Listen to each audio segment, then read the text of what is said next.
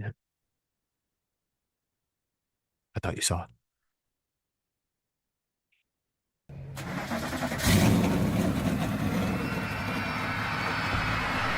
Drivers, start your engines! Ready. Green flag, green flag. All rolling.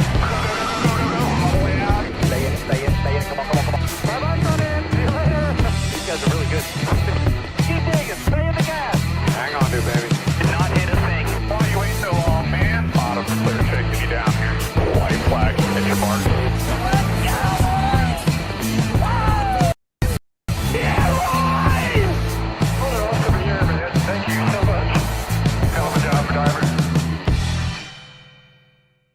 How's it going, y'all? Welcome back to another wild and wacky Wednesday night of NWP. I'm your host this week, Eric Estep, joined by Jarrett Lundberg, aka the Iceberg, in his victorious Viking purple. Danny B, Daniel Baldwin, is down south of the border here, enjoying Illinois 300, it appears, according to his sweatshirt. Gentlemen, how y'all doing tonight? You enjoying the first official week of fall? I'm enjoying it, as you can tell by my studio decor. How you guys doing? I'm better than last week. My voice is much better for sure. I still feel like I have some ear clogginess and mucus and all that good crap. They said it was an ear infection is what I was diagnosed with. I did go to the doctor after last week's show. So they said I had a good old ear infection. That's what was going on with Danny B. But I didn't let it dampen my spirits. I still enjoyed the only Tennessee football team worth watching on Saturday night. Good stuff. Jarrett, we won't talk about Sunday. Instead, I will celebrate. I will celebrate my Astros winning their 7th division title in 8 years. They can't keep us down. They thought they had us 7-19. Our whole starting rotation was out for the season. Nope, not this year. The golden era continues. I thought Sunday was a fun day. I'm glad you had fun on Sunday, Jarrett. I'm really glad, but we're going to move on very quickly and rapidly from whatever happened on Sunday. Let's focus on Saturday night. Thank you all for being here. Our like goal tonight is 600. If we hit 600 likes on the stream, we will unlock Jarrett's Random Driver of the Week segment. So be sure to lick that like button. And we also get to the first Super Chat stage break at the top of the hour, but I want to kick off with a very generous Super Chat we got pre-show from Hunter Nixon Fishing, longtime viewer of the show. And this sort of kicks off, I think, the Bristol night race discussion.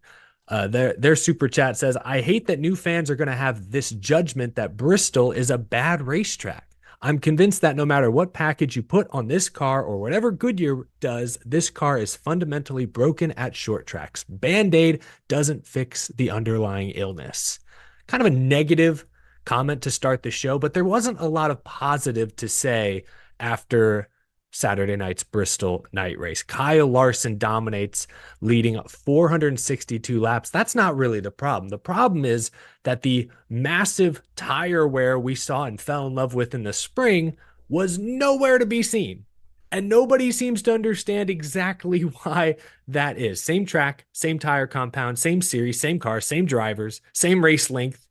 No tire wear, no tire fall, minimal tire fall, if I should say. Jarrett, let's start with Kyle Larson. I guess he deserves to be given his flowers out the gate here. He wins. He's locked into the round of 12. What'd you make of Larson stinking up the show? Well, I'm going to lead off with this because I said it Saturday night on my post-race stream. I said it in my video, kind of about what we'll talk about in a bit, kind of what Larson was talking about. And I've said it on social media.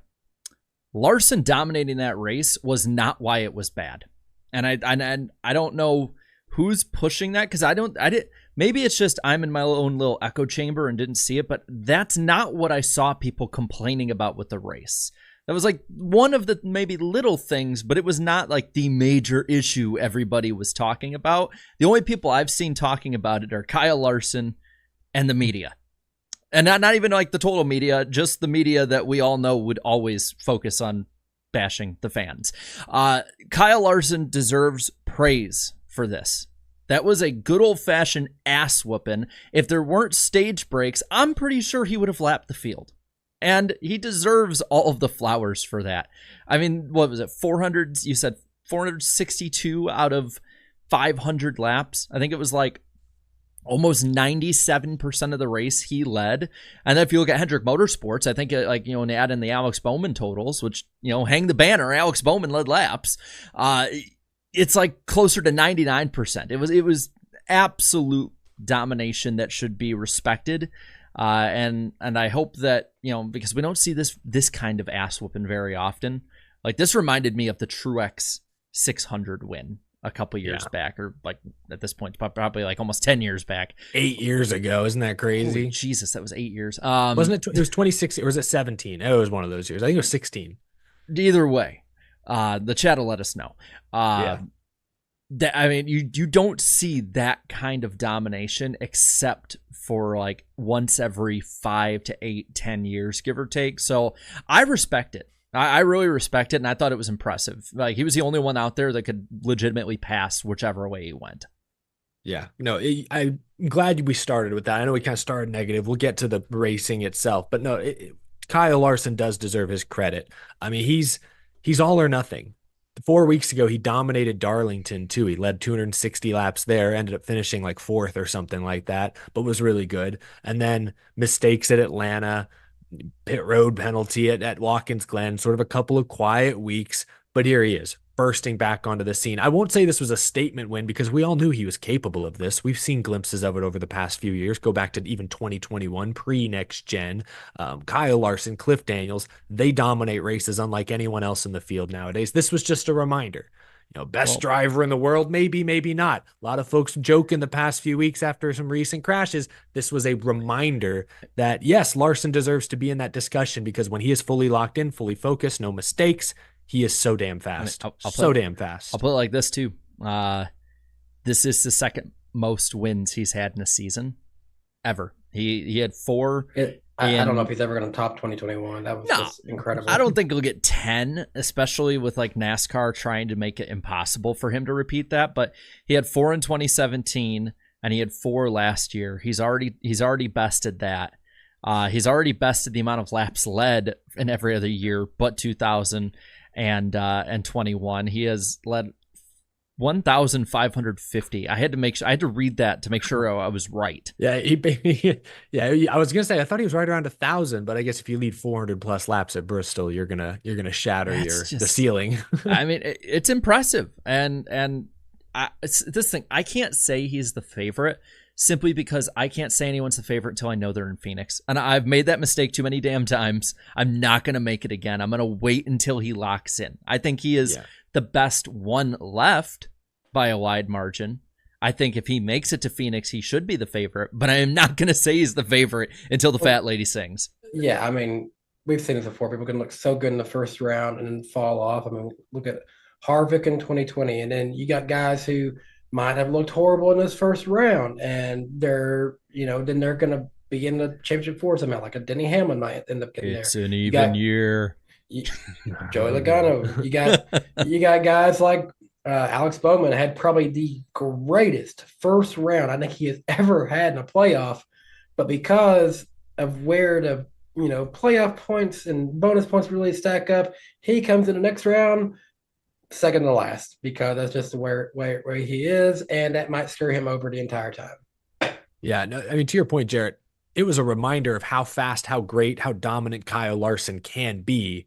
He's not this every week. He makes mistakes. That's the thing. You take the good with the bad with Kyle Larson. So no, I wouldn't consider him a championship favorite. I still think he's at best the third best championship favorite right now. Like, I don't think I'd even put him top 2. I think I'd still take Bell and Blaney over him. Bell because he's so good at Phoenix. Blaney, same thing. He's also been there, done that. Both have a lot of playoff points. But Larson, for sure. If Larson shows up with a good car, watch out because he can lead 90% of the laps and make the rest of the field look foolish. I think 10 cars finished on the lead lap Saturday night. To your point, Jarrett, get rid of stage yellows. He laps the field more than likely. Only really a couple of cautions for incident.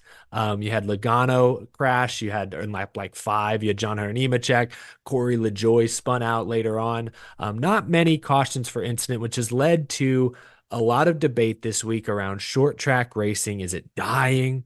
Can Bristol be restored to its former glory? What happened to the tire fall off we saw in the spring? Nobody seems to have a clear answer. Everyone's venting about it. Everyone has a take, but nobody really has anything constructive to say, myself included. I don't really know what to say because I'm no scientist. I'm no engineer. I can't wrap my head around why the racing looks so different month to month, week to week. But what I do know and what everyone is able to say and see is that the racing Saturday night was not satisfactory.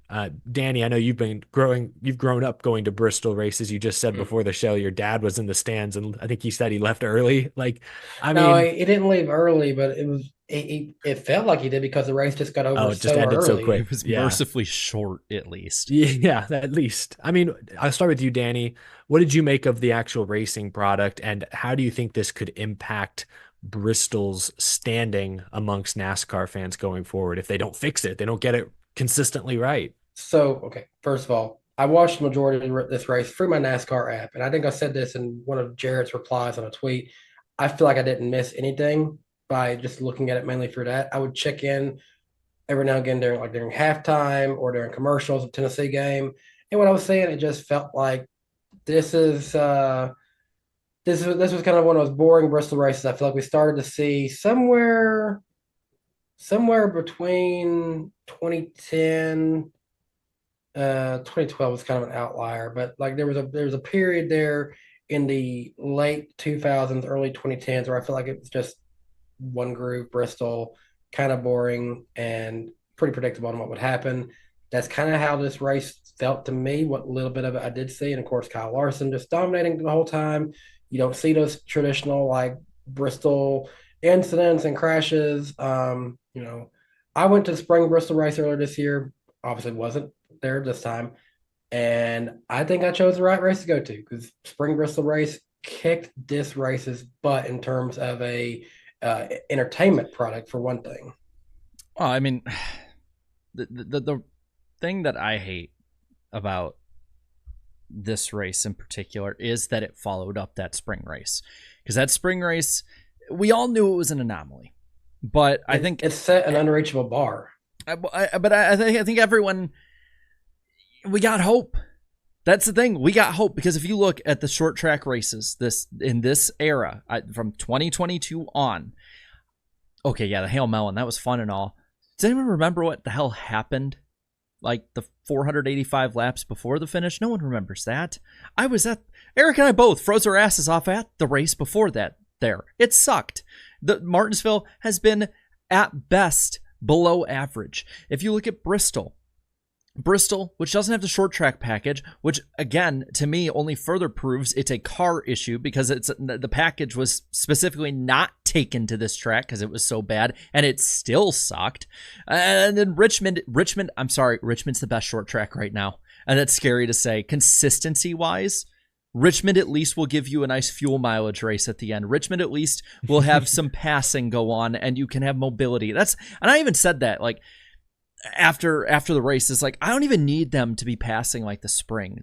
Kyle Larson was right. That was one thing I really agreed with him on, is that the Bristol never had all of that passing that everyone seems to think it had.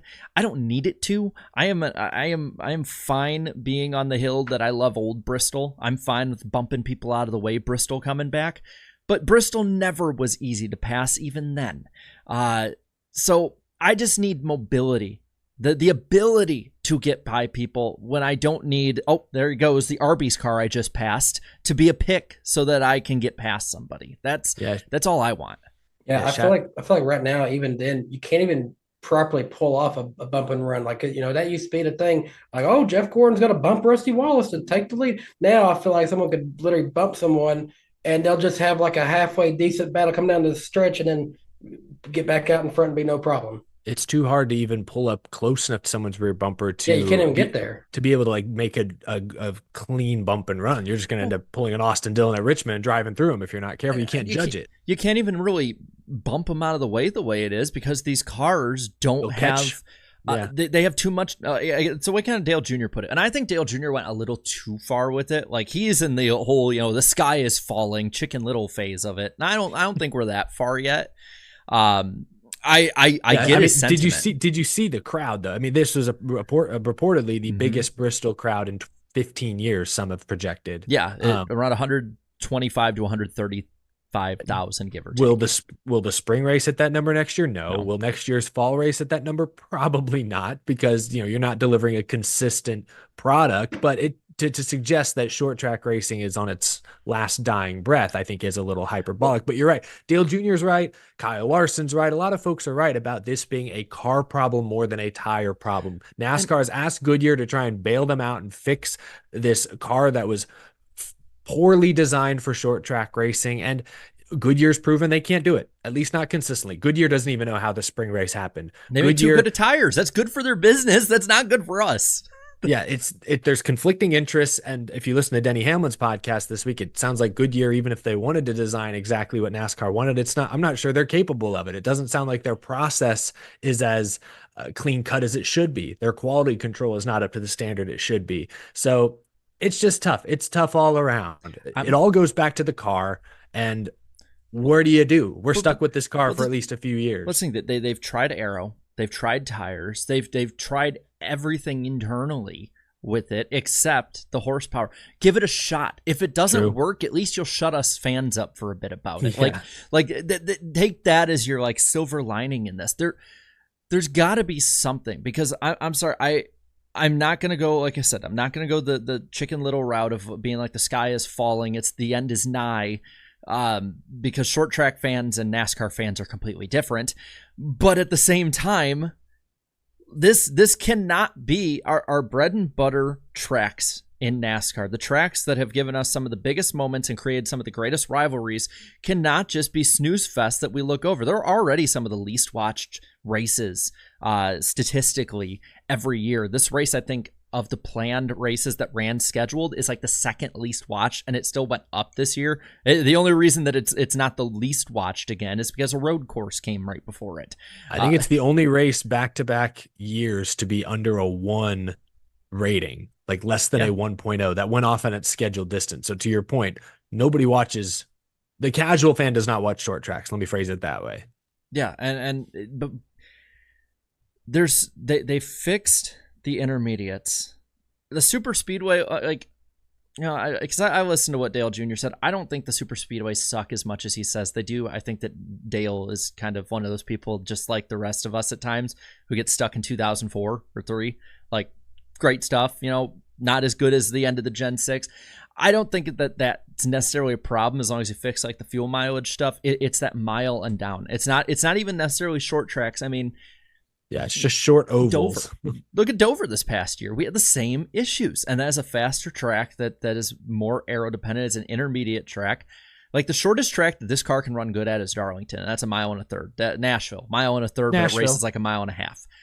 The only track that's under a mile and a half that I think this car consistently runs good at is Darlington, and it's nothing like a mile and a half. That's the only one. The rest of them, New Hampshire this year, I saw a lot of people that was amazing. It's it's not going to monsoon right before we race every year, knock on wood.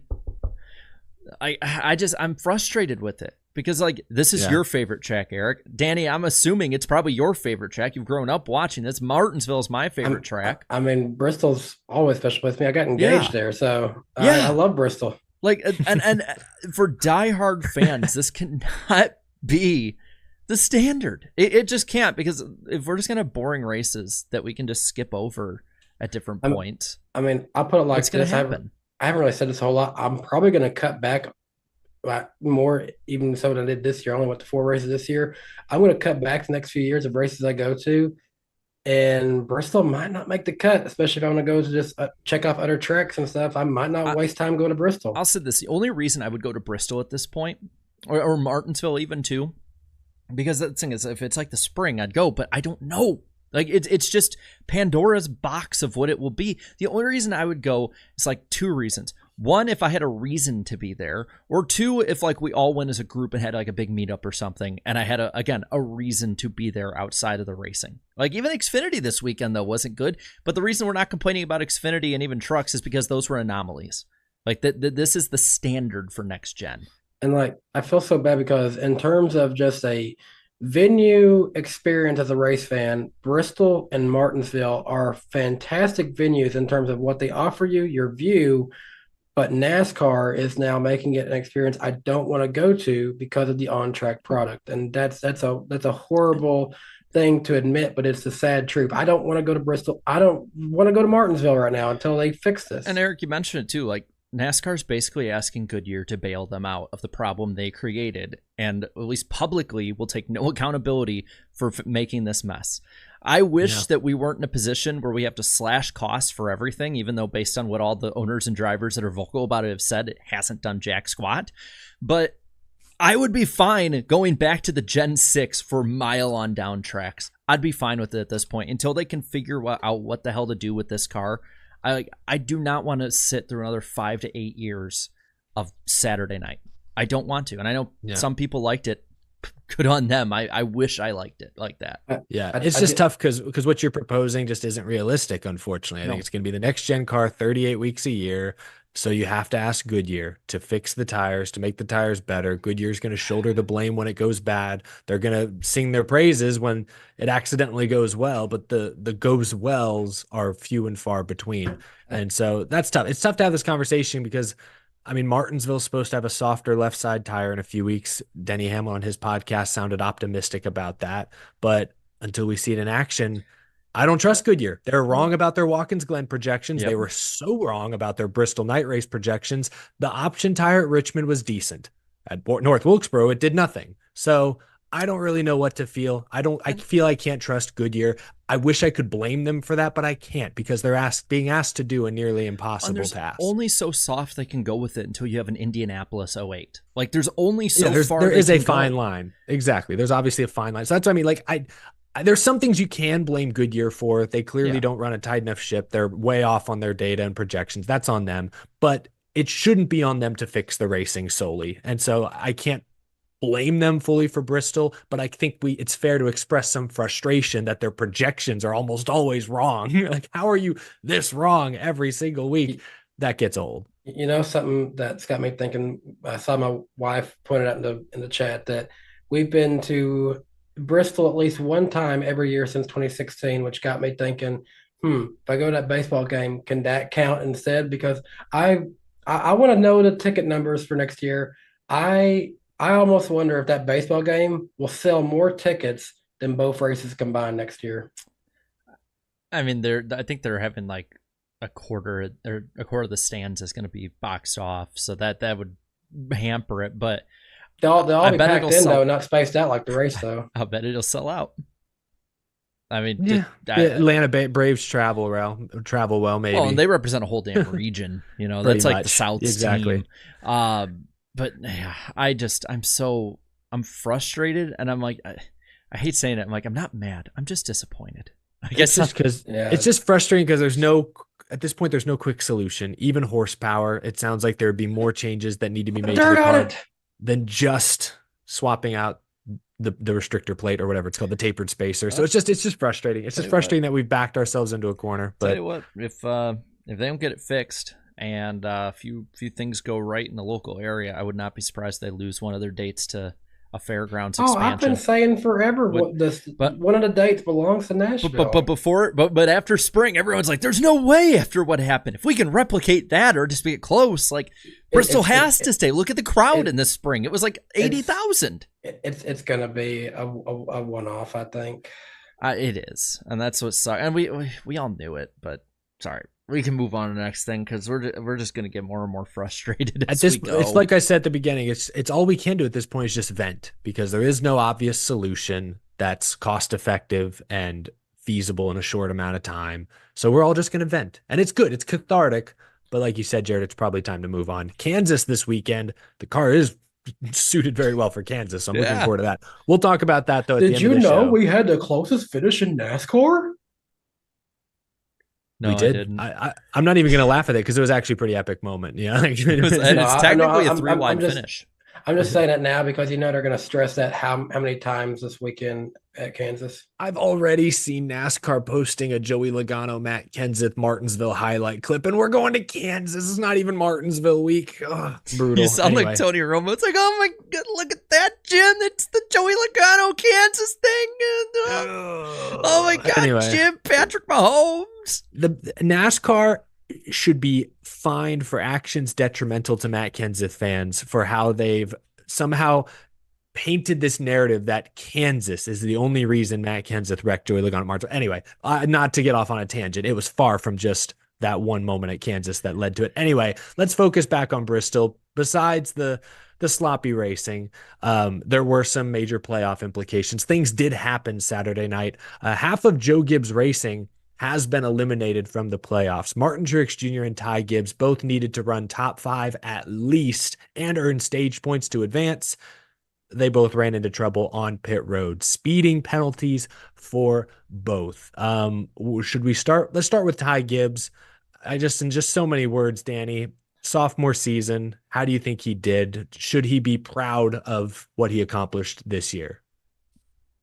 I mean, there were some expectations that he could maybe be a contender for a race win or something like that. A lot of people thought maybe he could contend for this win, but he was kind of just a non-factor this weekend, sadly.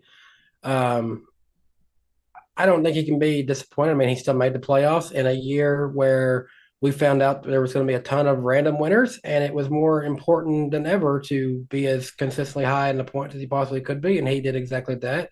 He was better than some talented drivers like Chris Buescher, who's won a race since the playoffs started. He was more talented, or not more talented. I don't want to say it like that. He was better in points than Bubba Wallace. He was better in points than guys that ended up making the playoffs, like Chase Briscoe. Because he got in because of his win. So there's a lot of good drivers that he did better than in the sophomore season. So I don't think he should be disappointed in that at all. I do think it's rather sad for Martin Truex Jr. though that what we now know is his final full-time season. It goes out like this. So that's definitely not what they were looking for at all. Yeah, just mistakes. And in the case of Martin Truex Jr., I think that is probably the bigger story. Ty Gibbs, solid season. You want him to get that first win, but I think I said this earlier in the week. Chase Elliott took 3 years almost to win. I think William Byron took almost 3 years to finally win. Didn't Eric Jones take close Burton to 3 years? 3 years to win. And year and a half. All the greats like 3 years, like Harrison Burton. Yeah, of course. I think he's going to be fine. He showed promise this year. But no, Danny, you transition there to Martin Truex Jr. That's the bigger story. Championship caliber driver. At one point early in the season, I think we all would have penciled him into our championship fours. But I think most of us had him out in the first round for good reason. They had no momentum coming into these playoffs. Truex seemed to have one eye on retirement already, and he gets eliminated. Just lack of focus. I think lack of focus knocked him out early at Darlington in the finale, almost cost him a playoff spot, and a lack of focus cost him on pit road late at Bristol. Jarrett, what do you make of Truex getting bounced early this year? Not surprised. I mean, he was in my picks for that, and yep. I just keep pulling it up, and he has not had a finish above 20th since Pocono. Yeah, it's been awful. that team, they're having I believe Briscoe jump on into that car next year, and Briscoe's outran that team, and not even when he was running good, just in general. I'm pretty sure that Chase Briscoe and the 14 team have outran the 19 team. It was interesting. There was people talking about on social media, a few of the media people saying that James Small and some JGR top officials were getting into a bit of a shouting match and really upset. Just saying, I would not be surprised if the 19 team has a new crew chief next year. Yeah, I knew we were going to maybe talk about this later in the show, but let's talk about it now. James Small, this was brought up, I saw first by Kevin Harvick on the Happy Hour podcast, but there was that awkward clip of that Truex crew member, sort of awkwardly blocking the camera. I don't know if you guys saw that. Yeah. Everyone was like, what's going on here? And then after hearing Harvick's comments, you realize, I think they were trying to divert our attention away from James Small expressing his frustration with Gibbs. I know a lot of Truex fans out there are not James Small fans. He's not Cole Pern, I suppose. That's tough. That's true. Or you ever That's going to fair. follow him up? I mean, that is the biggest weight on your shoulder you possibly Exactly. But at the same time, I think James Small has every right to be upset. Martin Truex Jr., I feel, and I don't know this for a fact, but I feel like based on what other drivers have said, Truex isn't the kind of guy to put in a lot of extra work during the week, especially not at this stage in his career. He shows up to the track, and he's been doing this long enough, is naturally gifted that he can just go fast. He knows the tracks, even this car, he gets it, and he's good.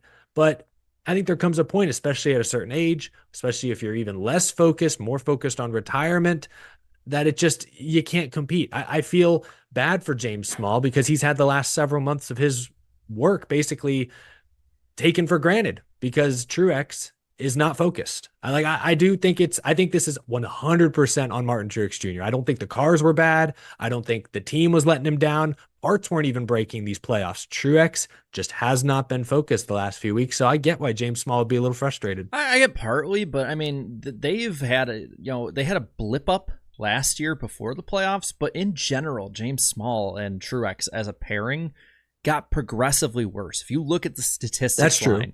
They got progressively worse. They got more chippy and more angry at each other.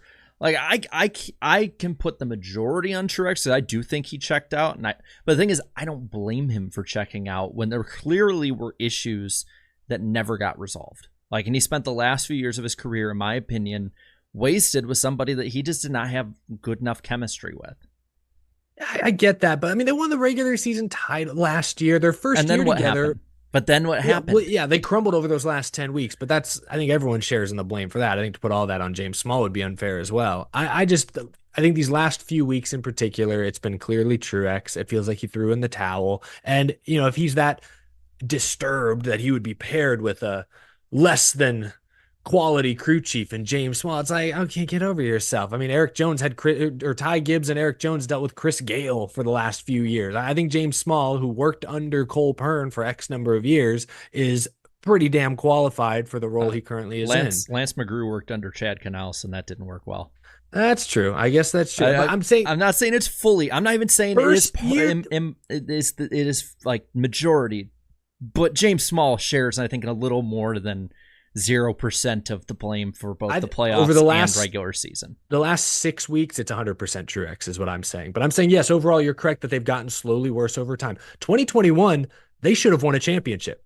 James Small and Martin Truex Jr. were in position to win the championship, and then that late caution happens and they got beat on pit road. That wasn't on Truex or James Small. That was, I guess, on the pit crew and just bad timing. So my point is, James Small is not Cole Pearn, obviously. Their chemistry has gotten worse, but the last 6 weeks, Truex is checked out. Like, that's how it feels. And so I get his frustration. Your first question, though, I think you asked the question, will James Small be on the 19 next year? I don't know. He was at Chase Briscoe's press conference. He was on the stage, sounded really confident. Yeah, but also Corey LaJoie was talking about how excited he was to be working with crew chief next year.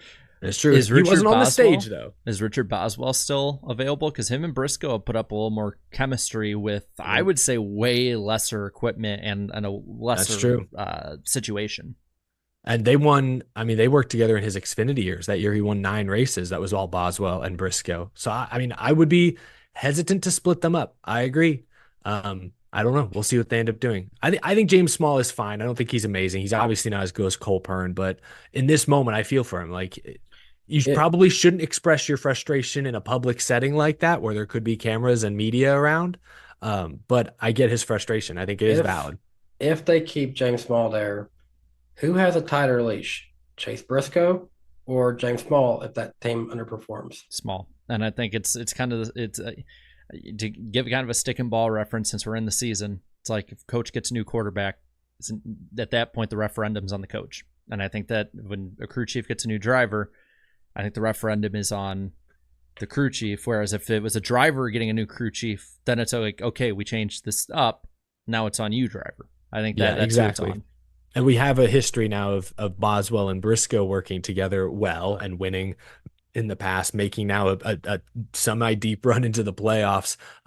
We know Briscoe is not necessarily the problem, so that would definitely look bad if they come out the gates next year slow on James Small. But that's an interesting conversation. I'm glad we actually had that early on. I think that made better sense. A couple other playoff notables to mention, really just Daniel Suarez. He entered this race plus 36, limps into the round of 12. I think he finished 31st, 4 laps down. Was not a factor. He got lapped 60 laps in. Like they just didn't bring it. I think we kind of talked about this. Bristol was the only racetrack that really concerned us because we knew he's a decent road course racer. He obviously won Atlanta, so this was the only one that really on paper looked like to be his hard one. So yeah, this round went exactly, I think, as pretty much everyone expected for Daniel Suarez, except he snuck in. I mean, I had him through the round of 12, but some people didn't. It wasn't exactly how we all expected, but we knew his ceiling was good Atlanta, good Watkins Glen, bad Bristol. I'm just saying this played out about like most people would expect. Pretty good at Atlanta. He turned out to be very good at Atlanta. Pretty good at Watkins Glen. That is what happened. But the rest of the playoff field crapped the bed. Uh, Bad at Bristol. That also happened. So I feel like Daniel Suarez had the most predictable round of 16 outside of maybe Kyle Larson, who was checkers or wreckers. 36-point gap, and he needed almost every single one of those 36 points. And that's despite Truex speeding on pit road, Gibbs speeding on pit road. Like, they made his life a little less stressful by making self-inflicted mistakes. And it goes back to the Bristol talk that we had earlier. Is like, I think it took Ty Gibbs, because I think he had a 5th to 7th place car in this race personally. Mm-hmm. And it took him like 300 laps to get back to the top 10. And all he had to do was pass, especially after caution stuff. I think all he had to do was pass like 10 cars, and it took 300 laps to do so. Like, I saw other people complaining about the Truex thing, being like, NASCAR's really going to talk about a minuscule 0.09 miles an hour. I'm like, that's added to the 5% or 5 mile an hour buffer they have. Like, it's a black and white call, guys. Yeah, it's we asked for black and white rules. This is the most black and white rule that's been in place for years and years and years now. I feel like the computer lied. Yeah. Bristol is tough though, because of the way the pit road curves, depending on the angle you take, could mess up your lights. So, but those are just lack of focus, if you ask me. I think in Gibbs's case, it was a lack of experience, perhaps. Truex, I think a lack of focus. Certainly not a lack of experience there. A couple of non-playoff drivers worth shouting out. Bubba Wallace finished 3rd. I think I saw that's his best finish of the season. Is that true? I can check. I know he has a few top 5s this year. I think this is now a career high in top 5s in a single season, it's been a lot of 4ths and 5ths. This is his best finish of the year, 3rd. Good for him, I guess. Good for him. Better late than never. Well, I guess, yeah, still better late than never, but we'd like to have it a few weeks ago. The question I got for him is like, the way things are shaping up, is he even going to, like, is there a possibility he won't race this weekend? Like, with all the momentum. His wife is like about to burst, and I was like, what are we talking about? I'm just saying, like, he has all that momentum, and I would not blame him for getting out of the car, but it's like, no, wife with that baby, he's not in the playoffs. That should come first, in my opinion. Yeah, I think it would either way. Like, I'll say this: I would judge any driver who would choose to race over the birth of their child. I'd judge them as a person. Nah, racing's a way of life. Hey, kid will get it. He'll grow up and understand. Side note, Dad wasn't there from the start. Side note, I'm going to give Bubba a shout out for the video that he posted. I think his wife filmed, or his PR person probably filmed it. After he got out of the car, had a great finish. He's a Tennessee Vols fan. His wife shows him the score of the game. He's like, that's right. Go Vols, cover the spread. I thought that was pretty cool. I thought the cooler one was the fact that even though she's like any moment now, and she was like hitting golf balls at Top Golf like last night. Gotta stay loose. Damn. Good on you. Like, I can't hit it that well, and I'm just a noob. But good on him. Good on him for the good run. And Priest too. Someone asked if this is Bubba's first kid or second. It's his first kid though. Inspirational Priest. 7th place for Priest. 3 Stewart-Haas cars finished inside the top 12, including Chase Briscoe in 8th, who, we'll talk about a turnaround. Minus 21 after Atlanta, was plus 6 after Watkins Glen, finished 6th in that race, best finishing playoff driver. Weren't sure about Bristol, could go either way. It ends up going extremely well. He earns points in the stages, finishes top 10. Let's take a look at the Cup Series playoff grid after the round of 16. Now 12 remain. Jared has a graphic, I believe, for our viewing audience. Kyle Larson resets plus 39. He earned 7 playoff points at Bristol alone to add to his lead.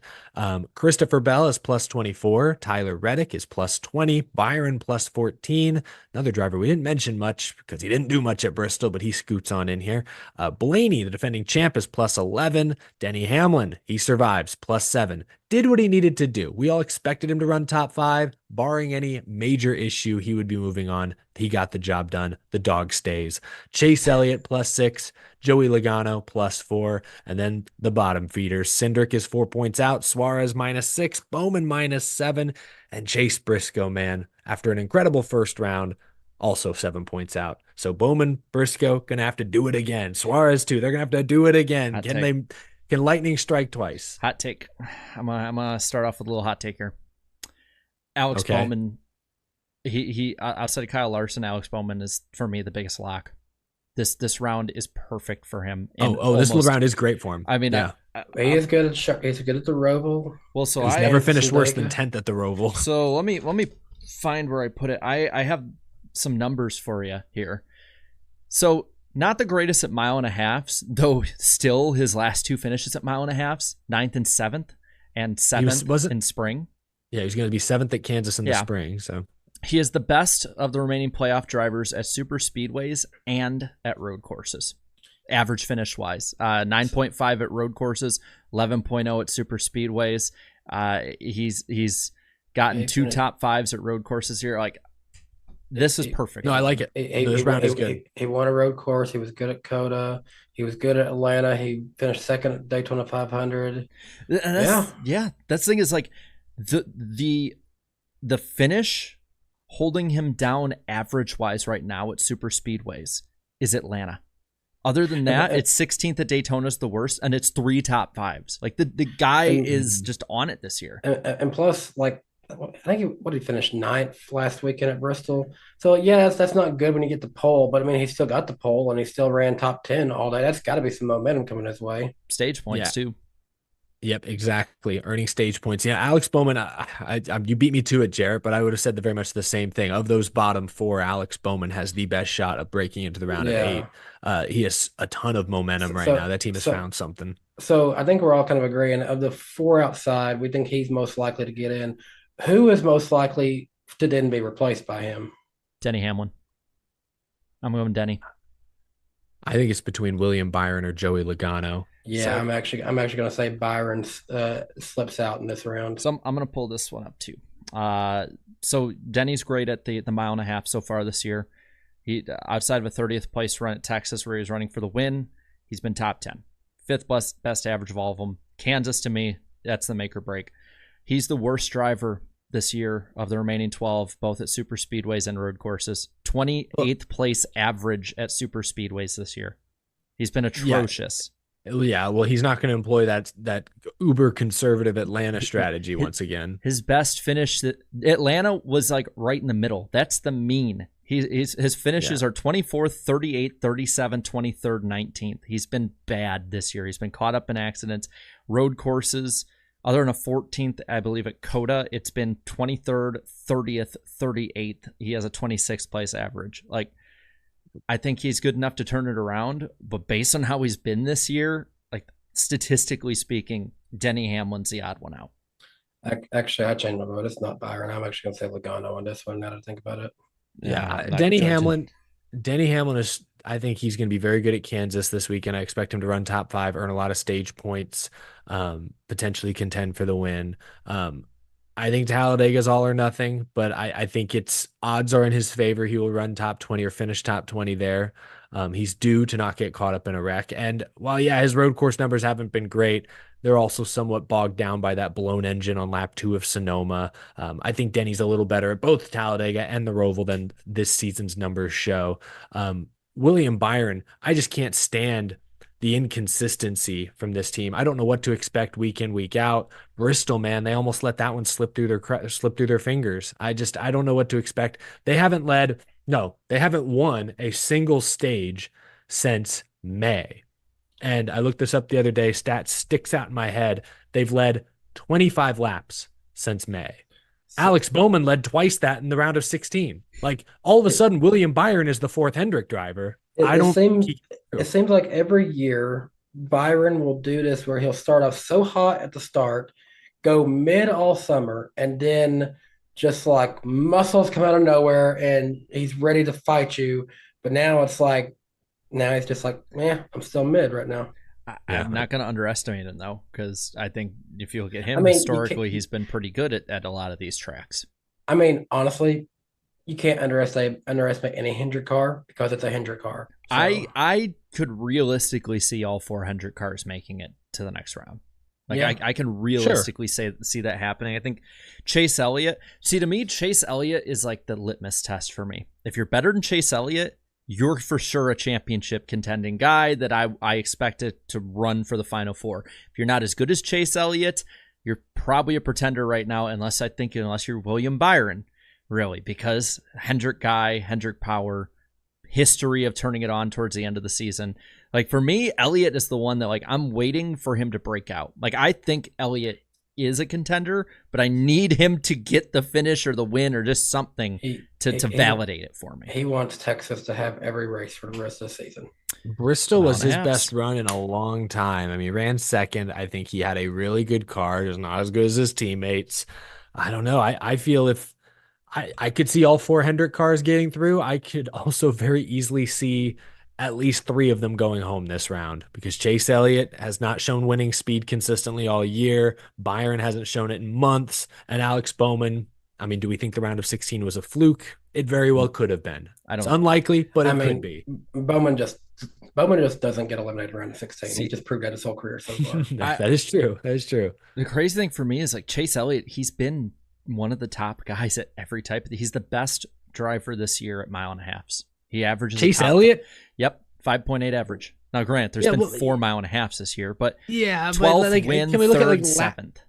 Can we look at like average running position or laps led? Because I don't think outside of Texas, where there was like 6 guys who crashed from the lead, I don't think of Chase Elliott as being a true contender. He was contending for the win at the end of the Kansas race too. He was basically 3 wide with Buescher and Larson. Yeah, he was right I guess up that's true. He was in that picture. Okay. He outside of I believe Larson and Hamlin, he's also the best at Kansas average wise. Him and Bowman both are. He's top 3 at road courses this year. He's top 6 at super speedways. It's just because he has 1 DNF. That's like I think on one hand that makes Chase Elliott look good and gives me confidence he will move through this round because he's not going to make a big mistake and take himself out unless Talladega bites him. But it also sort of inflates some of his other stats because he's got a lot of like 6th place to 8th place finishes, which if he does that every race this round, he's good. But if he goes, 8th at Kansas, but then gets caught up in a wreck at Talladega, I'm sorry, 8th place at the Roval's probably not going to cut it. That's the problem. That's why I'm like kind of mid lukewarm on Chase Elliott, and that's kind of how I feel about William Byron as well. I'm more, like I said, I'm more of a believer on Elliott than Byron right now. I agree, but I'm almost all in on Elliott. I'm like 1 foot on the platform, 1 foot on the train with Byron. Anyone who gets that reference, you're awesome. I had both Elliott and Byron through to the round of 8 when I initially made my playoff predictions. I'd keep Elliott there. I'm very tempted to take Byron out and replace him with Bowman. That's the main change I would make from a few weeks ago to now. But anyway, we're going to talk Kansas in a little bit. We've still got a couple other Bristol things to tidy up on here. First, the TV ratings. The Bristol night race got a 0.98 rating, 1.86 million viewers on USA Network. That's a 10% increase in ratings and a 20% increase in viewership over last year. It's the most watched Bristol night race in 3 years. So that, I guess, is something. The Xfinity race, we'll talk about that in a moment. First race on the CW, 900,000 viewers. That's the highest for the CW in 8 months, according to Adam Stern, but down 9% from this race in 2023, which was on USA Network. It is up, however, from 2022, just worth noting, up 36%. I don't remember that race. Was it rain shortened or something? What happened there? Dale Jr. list, I think. That would explain it. We talked about this earlier, but many have estimated the Bristol night race crowd was in the 125,000 plus range, which would make it the largest Bristol crowd in 15 years. Wish they'd gotten to see a more competitive show. They thought they were saying what they saw in the spring. I know. Because I think that was a big reason my dad even got tickets to the fall because he was there in the spring and wanted to see that again. Yeah, I think that's a direction that NASCAR and Goodyear should push. I think the tickets, people vote with their money, and I think people voted for more tire wear, lots of passing, and if Goodyear can't deliver that, then it's one of these days NASCAR is going to have to really take a big swing with the next gen, and hopefully that day comes sooner rather than later. The poll, the famous iceberg poll, I guess, should I read the results? 12,000 of y'all voted on Jarrett's poll immediately following the race. 10% of y'all said the night race was a great race. 21% said it was good. 39% said it was mid. 17% of y'all voted below average, and 13% said it was a bad race. So 31% net positive, 30% net negative, a lot of average votes in there. That's honestly one of the more positive reviews, I guess, of the Bristol night race I've seen this week. But yeah, what did some of the comments say? Well, the first one's from Tank Slapper. So positive, negative, meme, mix of it. What? Probably negative. Before. I'm going to say meme on that one. Negative. Suarez is so lucky Chris Buescher lost Kansas by 1/1000th of a second. Chris would have advanced, and Ty Gibbs wouldn't have been in the playoffs. He would be out. The butterfly effect is real right now. Suarez's season has hinged on a grand total of 4/1000ths of a second. That's pretty crazy. It's true. Not to mention, there's another inch that got him his win at Atlanta, which even allowed him to make the playoffs in the first place. That's what we're I'm saying. talking three 1/1000ths there, 1/1000th for Buescher. And Suarez is also lucky that Tyler Reddick was an unhinged madman at Darlington. To the comments here, AK Yank 98 said that race is the equivalent to getting a pizza party in elementary school, and your teacher gives you the thinnest slice possible. Oh, like one of those where they take the slice and they cut it into 8 little slices somehow. Yeah, like when they're like, well, we have to split the pizza with all 22 of your classmates. It's like, then order another pizza. Then buy more pizza, damn it. Only one piece of pizza per person. It's like, I'm 5'10" in 5th grade, lady. I need more than one piece. We're growing children. Quit splitting the pie. Think of the children. T. Wolf here said Arby's made a good choice sponsoring the 66. Got a lot of TV time being lapped so many times tonight. I saw a super chat we got earlier that said very much the same thing. Yeah, Arby's got their money's worth. And just a side note, that wasn't actually big Arby's. That was like a little small local franchisee that had the Arby's thing and just said, sure, put Arby's on there. It's like the Whataburger deal with David Starr. That's like a smaller scale franchisee that paid for that. Avery here said more horsepower, please. 870 or 900. Okay. Bowser Jr. says, how on earth did more people pick great or good over below average and bad? Yeah, 31% over 30%. I'm shocked. I'm as shocked as anyone. I personally voted below average this week. I vote bad. Yeah. On my burner. I couldn't. You vote on your own poll. Yeah, man. I got to sway it one way or another. He's got to get those numbers up on the voting results. Your vote matters. Speedway Anywhere says, thank God my plans got screwed up to go see this race. Dang. Tough. Our JK says, best Bristol race ever. Oh, okay. Big Kyle Larson fan. Or he's just high. Hey, we show both sides of the argument. We're very fair here at NWP News Network.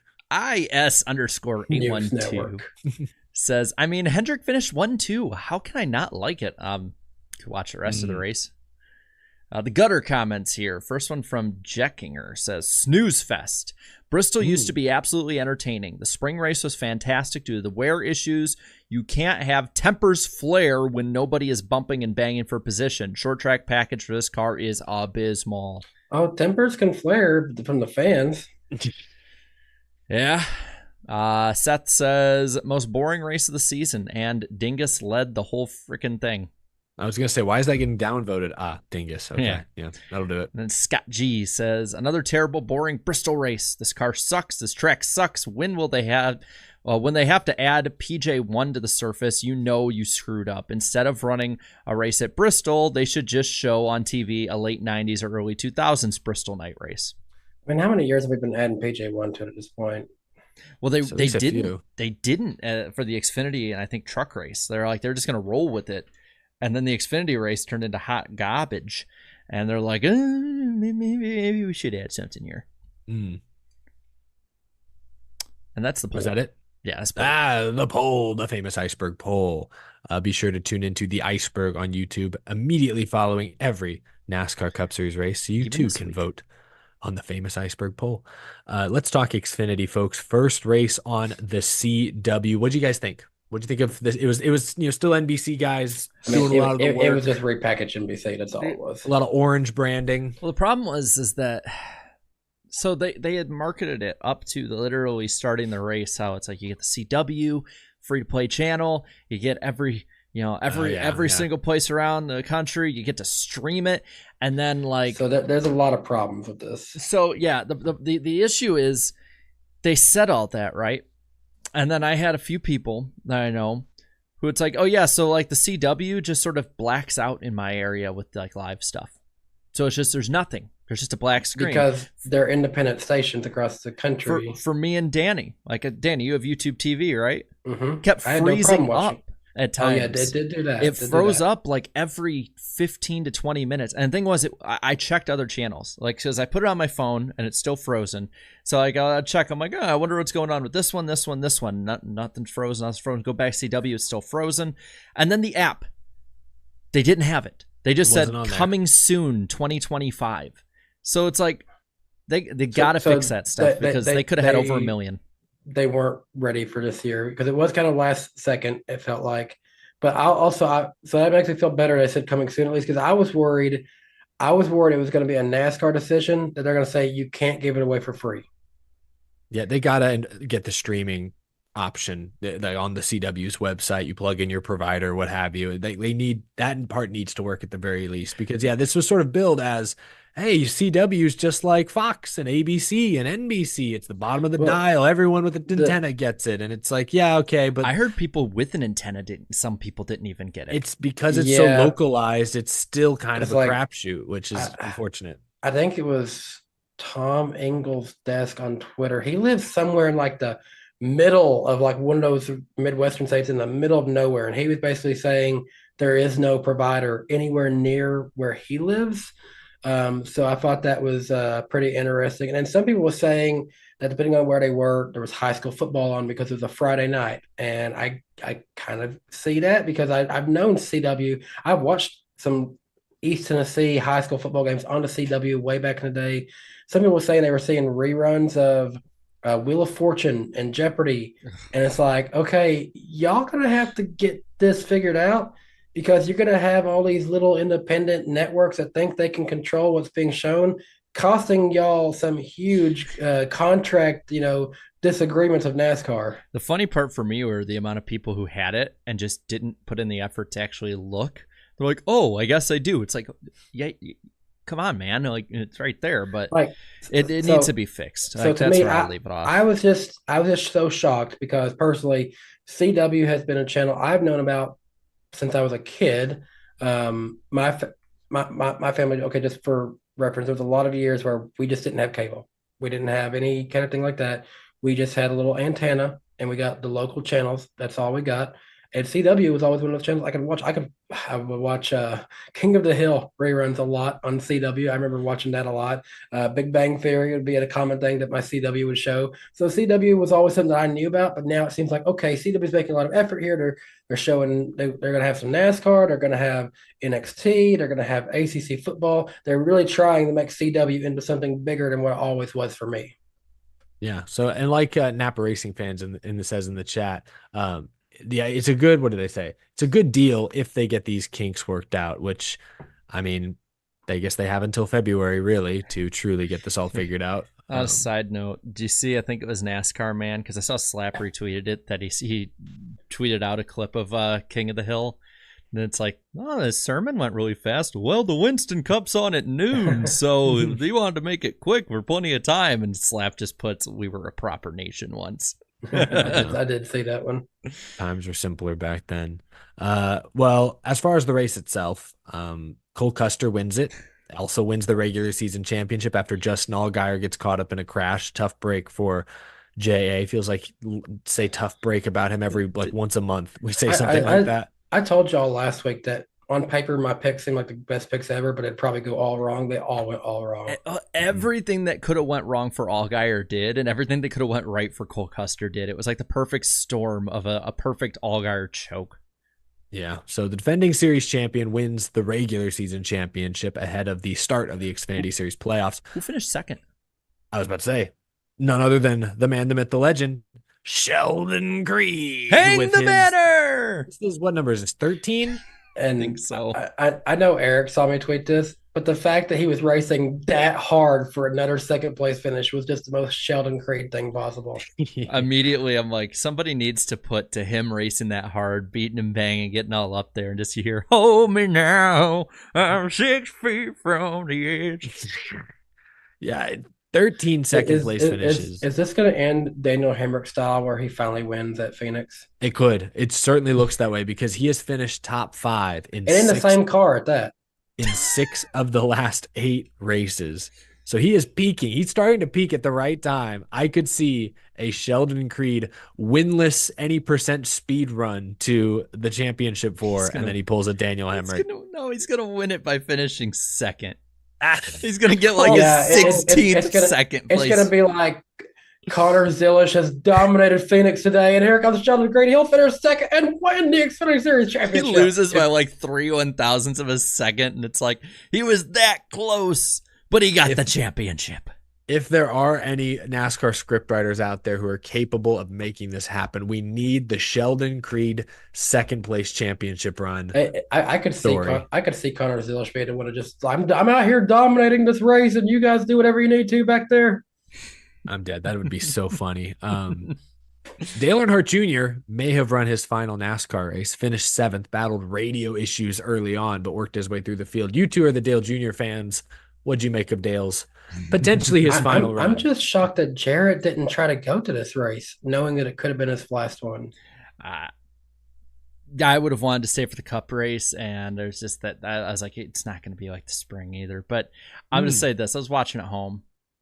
And this is the one race a year I get to be a fanboy. And I think you guys saw me in our chat. Like, I was legitimately getting pissed about the radio stuff. I'm like, how the hell can you have the same damn issue in practice, say it's happening, not do a goddamn thing, change helmets, and still have the same freaking issue, damn it? And I'm like, come on. I'm pretty certain there's not a single Dale Jr. fan who wants him to go out this way, but it seems like this is how it's going to go out.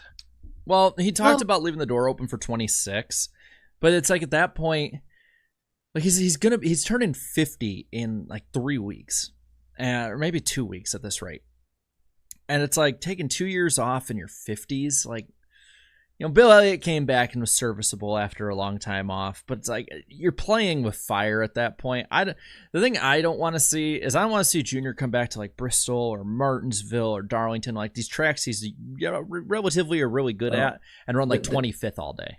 Didn't Bill Elliott run a race for GMS only like a few years ago? Yeah, I think he finished like Road 16th America or something. Yeah.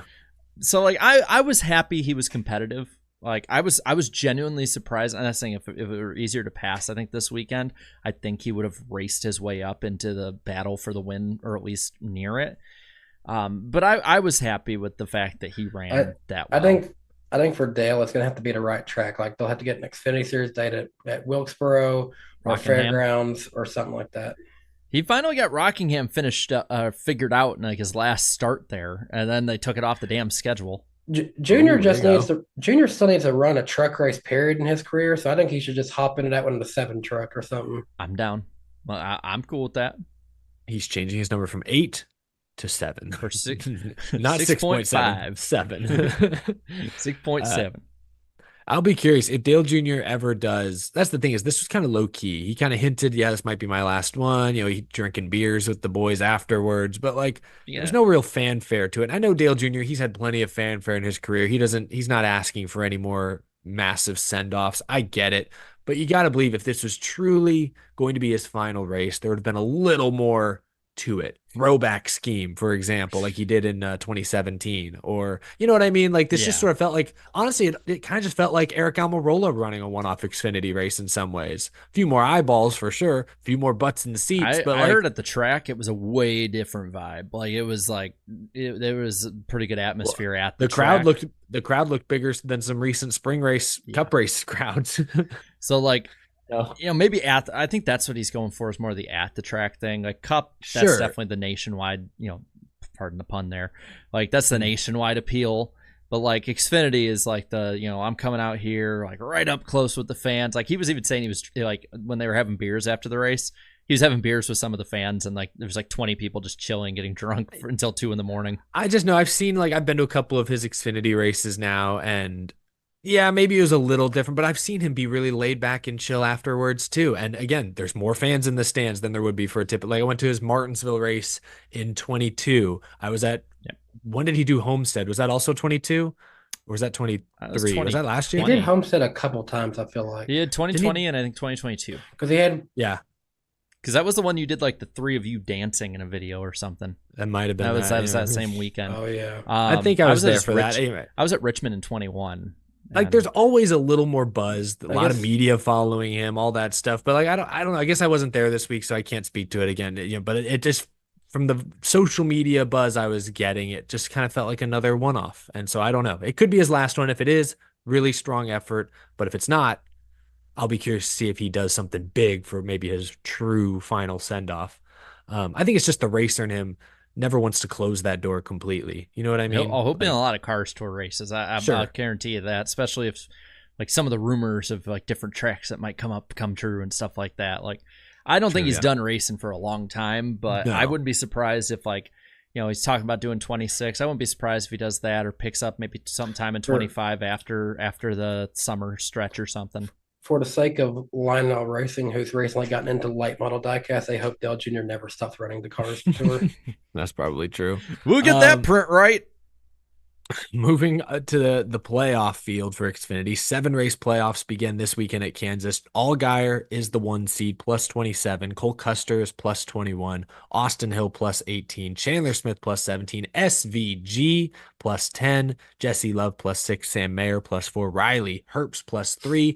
Creed is minus 3. AJ Allmendinger minus 4. Sammy Smith minus 9. And Parker Kligerman minus 12. We'll talk Xfinity championship predictions later on, unless you guys have like a clear-cut championship favorite you want to just like throw out there. There is no one that stands out to me. All I know is that if it wasn't for the Roval existing, I would put SVG out this round, honestly. I think he gets through this round. I think then the round of like Vegas, Homestead, he's going to struggle. Allgaier, Kuster, and Creed are the three I'm looking at right now. As winning the title. Those are always the three that I think are like the really good ones. Which three did you say? Allgaier, Kuster, and Creed. I like those, and I'll throw Austin Hill in there. I could, especially with Martinsville. I'm not sold on him. I think Justin Allgaier is the favorite. I know he's the 1 seed, so maybe that's obvious, but he's been to how many championship fours now? 5, 6, and he's never won it. I looked at it, like looking at the numbers this year, he has twice as many stage wins as any other Xfinity Series regular. And he's got those 2 wins. He could easily have had 3 or 4, like a couple others. I think about even like Phoenix. It was going to win Phoenix and blew a tire in the closing laps. I mean, I like Justin Allgaier if he gets to the championship 4 this year. I just think he's going to get it. Is Zilich running in Roval? I know he's running this weekend. Because if he's running the Roval, then we got a real fight in our hands. We got a race. We got a battle. But yeah, those are the Xfinity Series standings. Real quick, I know we're past the top of the hour. We'll get to the super chats. Someone said I think someone said it'll be Mozak in the 88 for that one. That might be true. Truck race, Lane Riggs, 2 wins in a row. He has been on fire at these short tracks recently. Not in the playoffs, but in victory lane. Playoffs started and this man became peak Tony Stewart or something. I don't know what happened. I've just been waiting all year for that 38 team to look like the 38 team, and finally they are. It took them long enough. Hey, he kept his shoulder intact this week. Good. I loved how he joked about that too. Yeah, that was pretty funny. Connor Zilich had an anticlimactic. This wasn't his Truck Series debut, but it was his. It might have been. Was it his Truck Series Oval debut? I don't recall. So. I know. No, he did. I don't he know. ran Richmond earlier this year. It was one of his first truck races. Wasn't memorable. But after getting the Xfinity win, you just had a lot of high expectations for him. I mean, he won the pole by like a tenth and a half. So I was like, whoa, okay. But he wrecked out in both races. Yeah, ARCA was ugly too. Even when we put up our when our picks on Twitter, even like David chimed in, like chat shows right on this one. Well, yeah, going fast for one lap is hard. It was easy compared to going fast for 250 laps or whatever it was. Yeah, there's 1 week left for the Truck Series. They're racing at Kansas this weekend. And the current point situation, Ty Majeski is plus 58, virtually locked in. Raja Caruth plus 35, feeling pretty good. Tyler Ankrum plus 25. Taylor Gray plus 23. Grant Enfinger, the vet, is plus 7. Danny Dye. Oh no, Daddy die! 7 points out. And Ben Rhodes, the defending champion, minus 12, could easily get bounced here in the first round. So I don't know. And Ben Rhodes is 2 years he's won a championship. I don't think he's ever followed up the championship well, or at least the first time, and then now this year. I wouldn't know, but he does seem like the up and down, sort of inconsistent type, that whole team.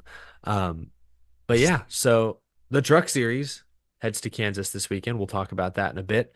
Triple header weekend. I think even ARCA is there this weekend, right? So yeah, going to be busy. Yep. Because there's 2 races Friday, then Saturday and Sunday, and I think ARCA is actually having an announcement at Kansas this weekend. I don't know what it's about, but like they're having some kind of press conference on Friday. They're finally just saying goodbye, ARCA. We don't want this no more. No. Come on, you can't say that. You can't say about ARCA. ARCA's becoming the electric series. Oh, there it is. Well, we'll talk Kansas in the second half of the show. We have reached the first super chat stage break. Y'all can time me. We've got some very generous commenters here tonight. First off, Bailey Reichert sent 2 super chats before the show. How did Matt Crafton get a planter sponsorship before Daniel Dye? Gosh. Yeah, that's a good callback, good meme there. And then they also said, this race should have been sponsored by Arby's, the amount of times we saw Josh Bilicki on screen. Yeah. Oh, it's so rare. Oh, there he is again. We have the meats. It's rare that we see a next-gen car so off the pace nowadays. The field is so equal. It was comical. So it's jarring when you see someone who truly is just not able to keep up. Jared, if you look out your window, you might see ambulances. You might also see Josh Bilicki out there. Oh, the ambulance just passed him. That's sad.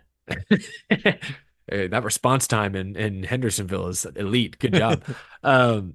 Isaac V24 says most heartbreaking photo finish loss of 2024. KFB at Atlanta, 3/1000ths. Ryan Sieg at Texas, 2/1000ths. Or Busher at Kansas, 1/1000th. I give it to Ryan Sieg because he may not get those chances anymore than the other 2. That's how I feel. Or Chris Buescher, because I guess you could say the same about Kyle Busch, but Buescher was more playoff worthy this year, and to miss out by an inch. Kyle Busch is still Kyle Busch, and I always think he can win a race. So yeah, but yeah, Ryan Sieg at Texas, that was unfortunate. Alex Luft says, hot take, I think Sterling Marlin should be in the Hall of Fame. Okay. Yeah. I'm cool with that. His paint scheme, the silver bullet. Let's put that in there. Now that I finally got Ricky Rudd in there, I can go for Sterling Marlin. I just saw in the chat, like, what's the light goal? I'm like, look on the screen. Is it not big enough? If you guys don't want to get a 600, you don't have to. Well, maybe they're just listening, Jared. Maybe this is our Spotify listener from the future. Somehow I don't know. They got mad at me for the dinosaur talk. So here you go. Here's the light goal. All right, there we go. A few more here. Mason Elkins says everyone should drink a Coke if we hit 600 likes. There you go. A little Coke 600 reference. I ain't got a Coke. I've got some of those Oreo Cokes in the fridge downstairs. They are weird. I saw one of those in the store. Should I buy one? I'm not gonna. If you could buy just like one, sure. Spend a couple bucks, get a bottle, give it a shot. Don't they also have a Oreo cookie that's Coke flavored as well? I have that downstairs as well. Do you have to eat them both together at the same time? I've not done that yet, but maybe tonight's the night. If we get 600 likes, I will go fish a couple out and give that a shot. We can have a live taste test. A few more here. Daniel Meredith Jr. says, Larson and 3-0 Steelers. It's awesome. Daniel's loving life over there. Dumas, I like that name, says, screw it, run the dirt tires on the short tracks. Oh my gosh. Massive or maximum calamity there. Daniel Meredith Jr. sent another super chat. You can't blame Goodyear. You could blame Goodyear in the '08 Indy race. Problem is everyone can see everyone's data. Please go back to 5 lug nuts. Okay, a lot of things there. The 5 lug nuts I don't feel is related to this conversation, but yeah, the argument that everyone can see everyone's data made the drivers more equal. Cars are obviously more equal. Equals harder to pass. Couple more real quick before we move on. Rowdy 8 Diecast says, had a good first time at Bristol, definitely going again. Well, good news for you, Rowdy 8. It can only get better from there. So if you had fun then, you'll have a blast next time. Jake Alcorn says, not the most exciting races at the track live, but standing at the fence between 1 and 2 during practice was exhilarating. I'll give a heart to that one because I agree. Walking around the fence, by the fence at Bristol it's like Michigan Daytona, Talladega, Bristol are like the three best, like just wildest flyby feelings. And one more here. This is the 10th super chat Andrew Waring has left on this channel. The spec car, they say, has failed. I don't see the parity anymore. They're closer, but the same cars will always win. Strong take there. The parity is certainly lessened. I'm not going to say it's gone. We do have, I know he's in a Penske car, but we had an Austin Cindric win at Gateway. We had a Harrison Burton win at Daytona. Chase Briscoe out of nowhere at Darlington. Absolutely nobody saw that coming. And I know these are still good teams, obviously. We're not seeing Rick Ware Racing pull off wins, but I mean, to their point, the parity is less, and the car now is hindering the short track product. So I don't blame fans for being frustrated with that, voicing those frustrations like we did earlier in the show. But that'll do it for the first super chat stage break. If you've already left a super chat, thank you so much. We will read and react to them at the very end of the show, but we do need to move on. Still have a lot to get to here in the second half. We are, on my screen, nearly 100 likes away from hitting our what I thought was a pretty steep like goal. So you guys are overachieving big time tonight, blowing my expectations out of the water. If we get to 600 likes, Danny and I, and you chat, will get to attempt to guess Jarrett's random driver of the week. And then Eric will have Oreo Coke and cookies. And I will dip my Oreo my Oreo Coke cookies into my Oreo Coke soda. Oh my gosh. It's a lightning round. Strike Eric soda down. Cookies. He will have the Tony Stewart classic. Right when you said soda cookies, you went soda cookies. And I feel the power. That was the super chat stage break. Now, folks, it's time for the lightning round. Head for it, Jarrett. Start out with just letting you guys know now, we do have the NWP channel where we have all episodes re-uploaded, as well as we'll tell you when the episodes will be next and all that stuff. It was the Clips channel, so just look up at NWP Clips and it'll be there. Lane Riggs has said that he will be returning to Front Row's truck team in 2025. So good time to announce that. Yeah, good news there. Dale Jr. will not be back in 2025, has left a door open for 26 when it comes to Xfinity Series, but nothing just yet. Geico will leave NASCAR next year as a premier sponsor partner. No news on if they'll sponsor a race or not still. Tough. I think Geico have a good relationship in fishing, so they can take their relationships to better places probably. NASCAR Full Speed averaged 3.4 million viewers per episode in season 1. By comparison, Drive to Survive this year had 11.6 million, whereas IndyCar's 100 Days to Indy had 300,000 views an episode. So that's if they really got 3 million viewers per episode, that's huge. Well, I think it was like the last episode got like 2.5 million. So like the first one got like 4 or 5 million. So it was a pretty big draw. That seems pretty massive. Yeah. Wow. It's a lot better than the first year of Drive to Survive. So if they can build on that. Dawson Sutton will be replacing Ty Dillon for the rest of 2024's truck season for Rackley War.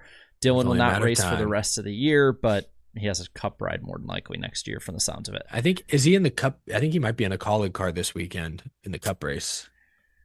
I might be wrong. So he'll make some race. He's not racing trucks this year though, but he will make some other starts. I feel like Ty Dillon going back to Cup is like the SpongeBob. How many times do you have to teach this lesson, old man? Let's finish off here because you're not wrong. Brendan McDowell, a video engineer for NASCAR and Fox and NBC, has said that Prime Video will be using the same producers and be produced by the NBC crew. Producers, directors, audio, cameras, etc. TNT will use their own kind of deal, but more than likely they'll have a lot of the same people working on it. So basically next year, you'll have pretty much the same directors for all but the Fox races, if that makes people happy. I'm sure it will. I'm interested with that.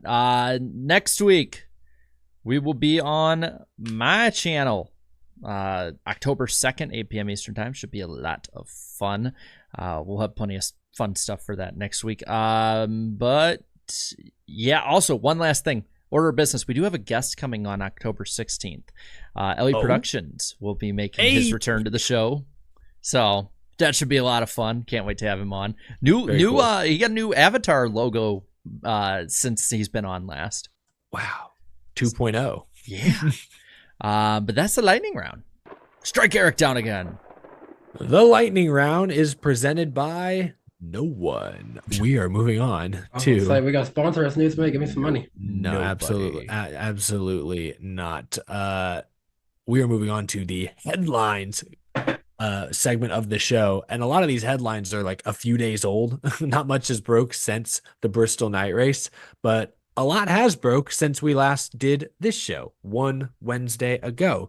Beginning with Harrison Burton. He has a new home, AM Racing. I feel like this has been swept under the rug because there was larger free agent moves announced shortly thereafter. But Harrison Burton to AM Racing full-time next year, back in the Xfinity Series. Jarrett, how do you think this works out for both teams, for both parties, I should say? If they can be prepared more than this year, team-wise, I think a lot better, personally. I think Harrison Burton is a step up from Hailie Deegan, just experience-wise. He's been good in this series before. Definitely. I can't wait for like the 20 Deegan defenders to come after me for saying someone was better. But I really think that he can be like a top 20 team as long as they're ready to go. But I do feel like it's a bigger downgrade than I thought he would get personally. Eric, are you looking at the same comment I'm looking at? I'm laughing. I don't know if he meant it this way, but I'm laughing at Noah Coleman's comment in the chat. Jeff, your little boy is done. He's finished. Goodness. Yeah, if it's anything prepared wise like Deegan this year, it's going to be rough. And I still think he'll do a little better. Yeah, I mean, he'll do a little better. Like, that car, when everything's plugged in and working correctly, is a decent car. Like, it's top 15, I feel. And that's probably about where Harrison will run next year.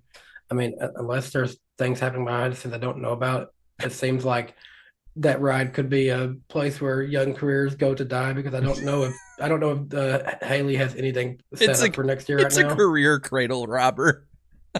God, last I saw of Hailie Deegan, wasn't she testing an Indy car? Yeah, I think so. She posted, that was a few weeks ago. Well, yeah, Harrison Burton, I think he's a proven Xfinity Series winner. He's a Cup Series winner. He's got that on his resume. He likely brings some funding. He's obviously a good kid, likable. He's a team player. Like, this could be exactly what that team's looking for. I'm a little skeptical. Like, he's got more experience than Deegan for sure, but that was the problem, I feel, with Deegan and AM Racing was Deegan needed someone experienced to coach her. AM Racing needed someone experienced to coach them, to help prop them up and get them up to speed. And Harrison Burton, more experienced than Hailie Deegan, not by a ton, not by a lot. I don't think he's going to make them noticeably better. I think it's going to be another year of sort of treading water, running top 15 when all goes well, and then sometimes things are just going to break, or they're going to mess something up in qualifying, start in the back, get caught up in a crash. It's going to be a very up and down season for Harrison next year, would be my early prediction. Yeah. But other news, this was the big one. Corey LaJoie and Justin Haley have officially been traded for one another. Corey LaJoie, beginning this weekend at Kansas, will drive the Rick Ware Racing number 51 for the remainder of this season. Justin Haley, beginning this weekend at Kansas, will drive the Spire number 7 for the rest of this year. And next year, he's expected to be teamed up with Rodney Childers. Let's start with Justin Haley. Start with Justin, Danny. What do you got? This seems like a move that was pushed more on the part of the people at Spire, who really, no offense to Corey, really wanted to just go ahead and part ways with him early. I think, to compare this to stick and ball sports, I know you love that, chat. I don't think either side lost this trade, but if I had to pick a winner, I would say it's Spire Motorsports. They're getting the young driver with a much higher ceiling. Haley got more out of a Rick Ware Racing car than I think I'd ever seen anyone do.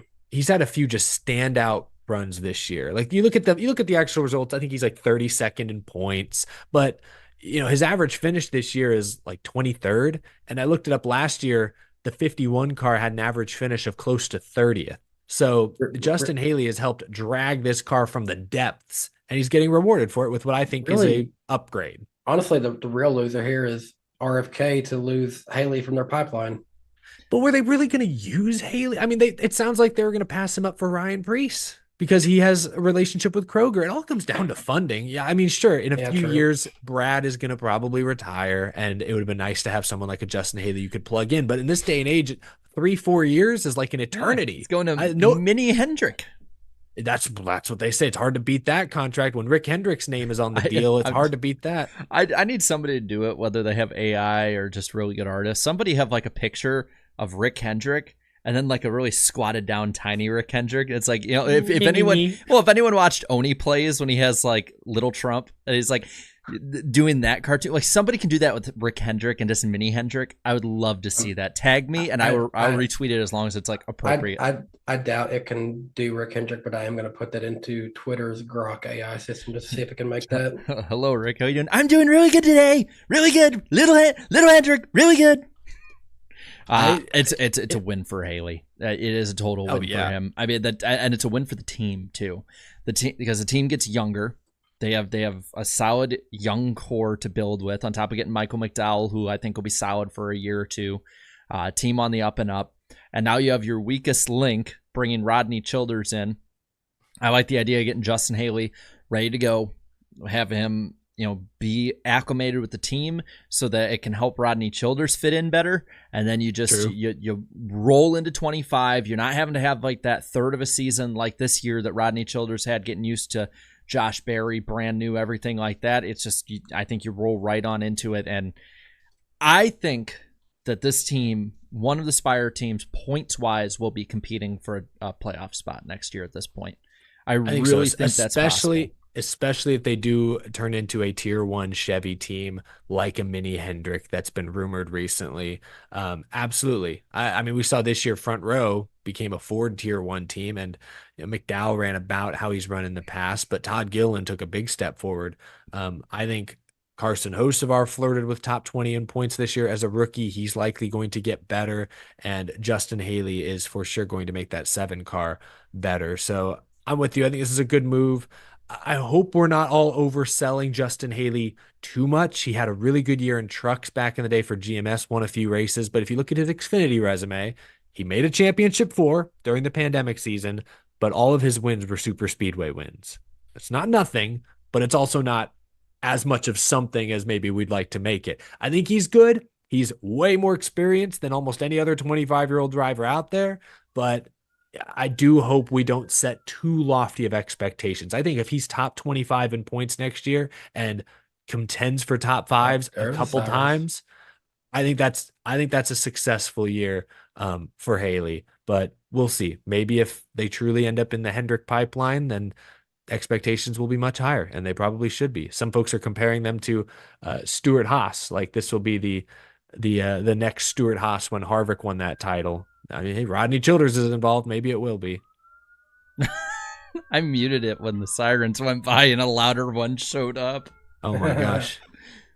Another lap down for Balicki in the 66. They're towing him. I do just want to say, for some clarification, I did actually try getting AI to make Rick Hendrick, and actually did him fairly well, but it put him next to what basically looks like maybe a smaller version of William Byron. Like a baby version of William Byron. Looks like Cash Boyer. Yeah, I can see Cash Boyer too. Anyway, real quick, Corey LaJoie, obviously a step backwards for him, but my argument is this is a more comfortable situation. We also don't know that LaJoie is going to drive the 51 next year. This is like a 7-week trial run, but let's assume LaJoie ends up at Rick Ware full time. How do you feel about his career at this point, Jarrett? He's back in his comfort zone. For better or worse. If you're somebody who I think wants him to kind of get back to at least doing good on occasion, you're thinking, okay, you're good to go. You'll be able to help build the team up. If you're people that go against him, there's a lot of people who are not LaJoie fans. Then they're going to be like, look he has another excuse that he can say on his podcast. Like that's just the way it's going to go about it. I expect him to run about the same, if not a little bit worse, than Justin Haley. I don't expect him to pop up in the top 10 on a regular basis at like intermediates or anything. I think if he can run top 15 every now and then, top 20, that'll be enough, I think. Yeah, I think he's going to run about where Haley has run this year. He's probably not going to crack the top 10 as frequently as Justin Haley has, but we'll have to wait and see. I do think, like you said, Jarrett, he's going to be more comfortable. He won't be pressing quite as hard, and I think that's when we've seen the best of Corey LaJoie in the past. Less than 50 likes away from our light goal of 600. One final news story, I guess, that sort of has come out in the last 24 hours. This was reported by, I believe, Adam Stern. But FedEx, longtime Denny Hamlin partner, is expected to continue to downsize or potentially completely remove their sponsorship next season. We've seen. I think we just didn't say goodbye. I mean, they've been slowly but surely working their way, less races every single year, pretty much. I mean, think of it like this. Also, back when FedEx first came into the sport, they had rival companies like UPS also involved in the sport. Now it's just been them. It's not like, oh, we need to beat our rival. Yeah, Well, I'm the only one here. So yeah, kind of like what happened to all the hardware stores. You saw Home Depot, Lowe's, Menards is not going anywhere. But you saw all those hardware stores, and all of a sudden, Home Depot, bye bye, Lowe's, bye bye. yeah. They do kind of come in waves. I remember that with like the cereal companies, with like Wheaties and Cheerios and Yeah. all those different and Kellogg's. Kind of has seen the fast food companies come back into it because they got plenty of money to spare. But yeah. I mean, you have Wendy's on SVG's car. McDonald's is still huge. KFC runs ads on every race. Sonic runs ads on every race. So For me, I think it's when you add in the other stuff we've heard, the fact that it's not just FedEx, it's the fact that a lot of these bigger sponsors have kind of downsized. If it's, you're looking at like Anheuser-Busch, yeah, they're still in it, but they're not going to use their tier 1 product with Budweiser. They'll use, Busch Light or Busch. You got Xfinity and talking about dropping out within the next year. Geico is leaving next year. I think where it is, and the reason that Xfinity may be taking that extra year is that there might be some upside, some ROI, is that you're going into a new contract with an NASCAR Cup Series, especially. Where is the ROI compared to the previous deal viewership-wise for a sponsor? You're getting less network races. You're getting more cable races on channels that, the next 7 years are going to bleed subscribers. And you got streaming, which is it's a gamble, but I think it's a gamble that could work, but it's still a gamble in the current market. And so I wouldn't be surprised if you see more sponsors downsizing when, they're doing cost reduction for the teams. The teams aren't going to charge the sponsors less. They're just going to put the money elsewhere. So I think you're going to continue to see this until either you get a cost cap or you make it where it's impossible to spend all the money the sponsors have, and the market drives the prices down. Which might actually be better because then we won't have 24 different schemes to look for each driver every year. We'll have at least a few to latch onto, more like basically every other major motorsport does. I don't like it. The funny thing is, I remember a time when Denny Hamlin, would only have FedEx throughout the year, but FedEx would have so many different byproducts that they would run different paint schemes to where he had a bunch of paint schemes, but it was all one sponsor though. Yeah, and so I don't like it. They'll get sponsors. Like Denny Hamlin's not, the way they've been slowly leaving, I think is probably an act of good grace for Joe Gibbs. Like, been a long time partner. We're not going to leave you high and dry like M&M's did. But it's not, that's another one that's left recently. But it's not a good sign heading into a new deal that longtime sponsors aren't wanting to re-up with you. And it's an indictment on the business model, and I think the next deal that we're heading into. Has Bass Pro Shops confirmed how many races they'll be with Chase Briscoe? Because I'm wondering if they might want to step up with Denny as well. They don't know if they gave a number. They said Daytona because he kind of gives them a veteran driver they can also have in the Bass Pro realm. Denny Hamlin doesn't scream Bass Pro Shops. He does not, but I could see him rocking Bass Pro Shops though. I mean, yeah, I guess so. Jordan Brand, I like what Blaney Best said. Jordan Brand Denny car seems like a so that's got me actually thinking. I don't know what Denny's sponsorship situation looks like next year, and as far as we know, has he made any kind of major contract extension? Is he kind of year by year? What do we really know on that part of it? I forgot where he's at. I think, didn't he sign an extension last year? I think he's good through at least next season. I think he's through 2026 for some reason. Because basically, the way I'm seeing it, if his sponsor situation is just looking like they're just getting whatever, we got to have Sirius XM on a few races, we got to have JBL on a few races. Those are Toyota kind of partner brands at this point.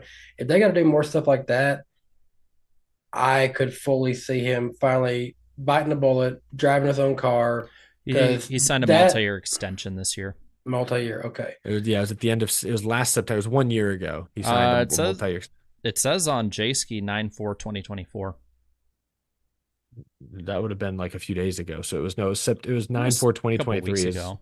what I'm saying. Okay. Then I'll just say, personally, I want to see him try his hand at driving his own car, because I also feel like him in one of his own cars would attract more sponsorship to their team, to know they're also getting Denny Hamlin, the owner, as well. Would Joe Gibbs give him the 11? Probably not. I don't know. The only way That was you could is JD's if you bring the 18 back. Yeah, That's I the was only kind way. of thinking sentimental. That was what happened. But I mean, the thing is, the 11 has been made famous by the likes of Kel Yarbrough, Darrell Waltrip. It's not Joe Gibbs' number in the grand scheme of NASCAR. But I think Eric brings up a good point, though. It's the connection with his son. Like, Yeah. especially after I everything don't know. that families went through. I don't know if they'd want to give something up, like sentimentally at least, give something up like that so quickly. But if the only way I could see them doing that is if it was the 18s coming back. That's the only way I could see that. I just feel this FedEx slowly phasing out is just added to the agitator that is Denny Hamlin. That's just another element of the business he's seeing go the wrong way, in his opinion, objectively going the wrong way, less sponsorship dollars coming in. And I think that just is another thing driving him off the track to push and be vocal and it's interesting. I think it is interesting to see that how that sort of times out. Let me just throw this out here, actually. If Denny Hamlin was to somehow win a championship as a driver, does he go out Peyton Manning style and just retire right then and there? That's I think it depends on how much the business side of it is really affecting his mentality on the sport in general. Because like if he's still having fun in the car and like that's his reprieve away from it, then like I don't see why he would. But if he's kind of pissed off with it all and he just wants to put all his mentality into team owning, I don't see why. I feel like that could be the most Denny Hamlin thing ever. I finally won a championship. Goodbye. In the tracks of Carl Edwards, a JGR driver retires at the peak of his career. I feel he wouldn't do that to Joe Gibbs. I think he would finish out his contract. Yeah, I think otherwise the I would say respect's yeah. there. I think that's all. And I think his contract goes through at least the end of next year.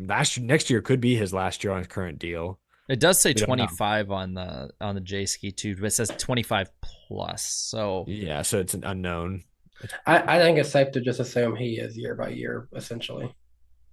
After going into next year. Because I kind of imagine if he just told JGR tomorrow, I want to drive my own car, he'd probably let him.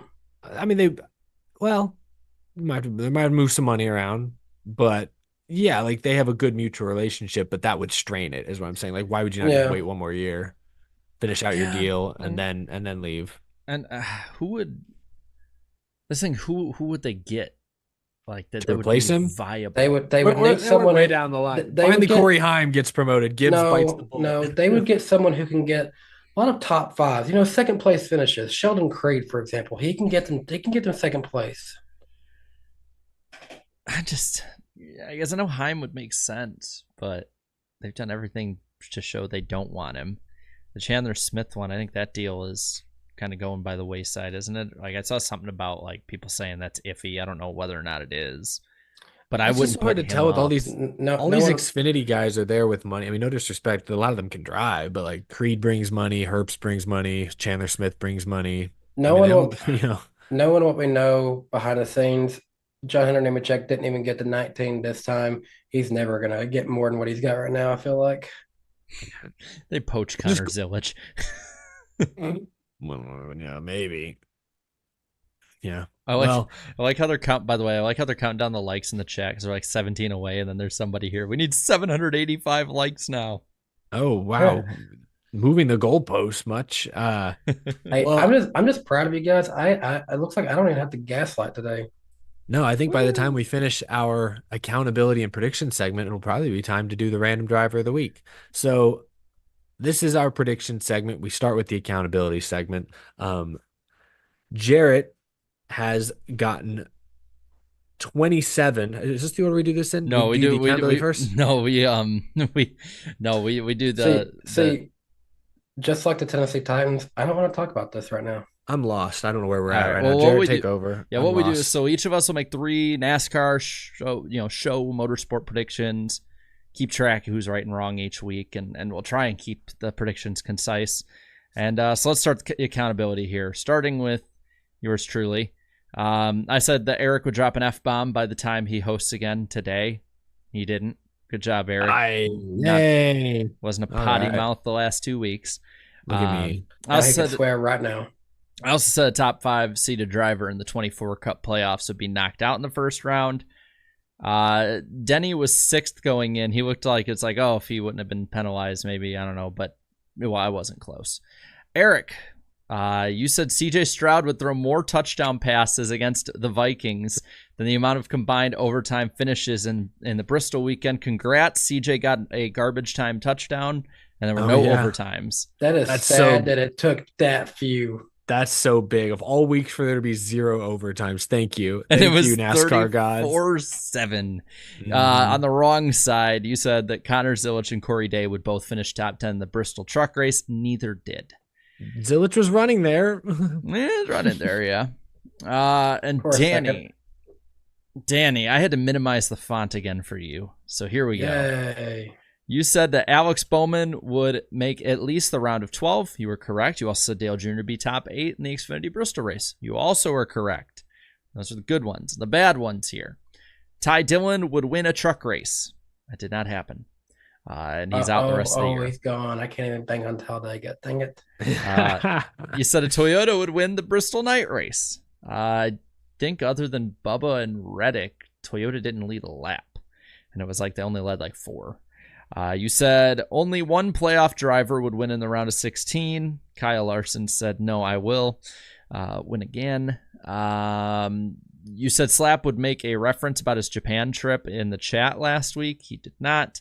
Said Dale Jr. would lead at least 5 laps in his Xfinity race. Radio issues made sure that wouldn't happen.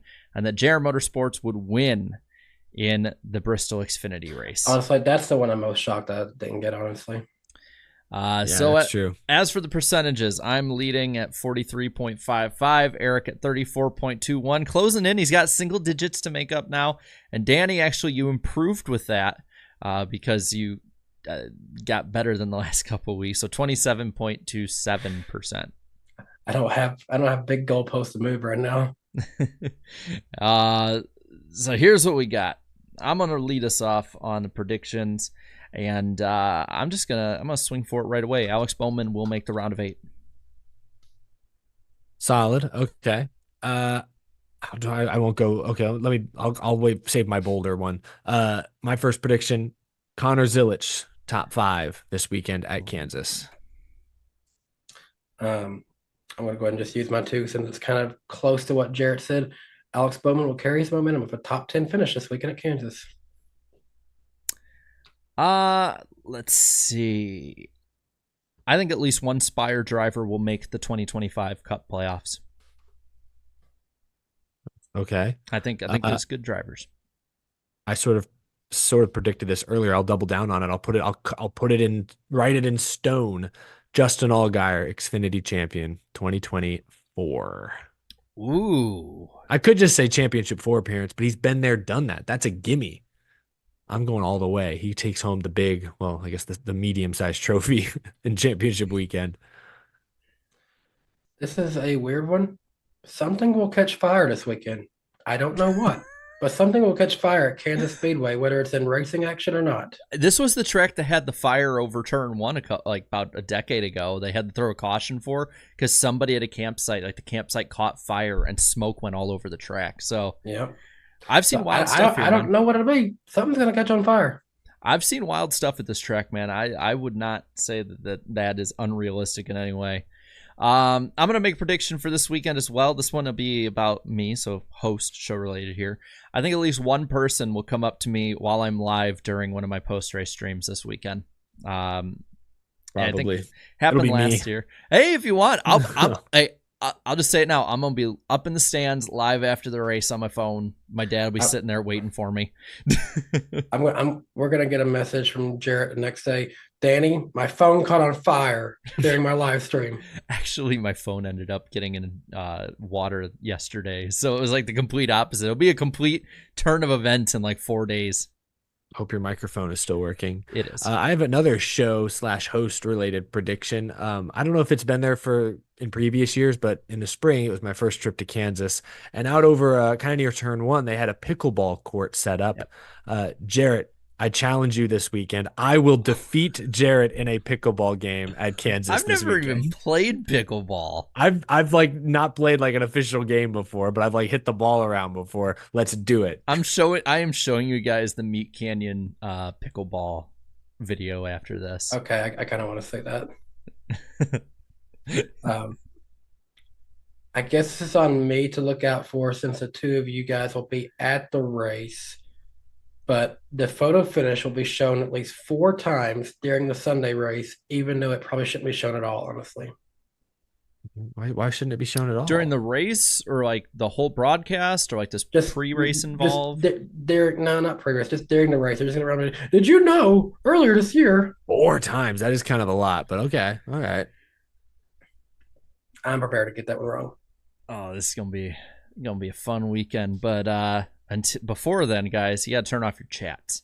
I don't have to turn off. It's time for the random driver. Yes. All right. It is time. I got to really try and get it this time, because, spoiler alert, I won't be on next week, sadly. You're tied, 11-11. Both of you guys are. And looking at the last couple weeks, Eric finally got back on the board, getting Casey Atwood right. I got you guys with Jerry Glanville and Bill Rexford. Danny got 2 weeks in a row with Cody Ware and Travis Quaffle. So are you ready? Yes, ma'am. Okay. First off. It is ma'am. It is ma'am. That's a hint. I knew I would get one out of him. This random driver's first start was in the 38 car. David Gillen. No, I don't know.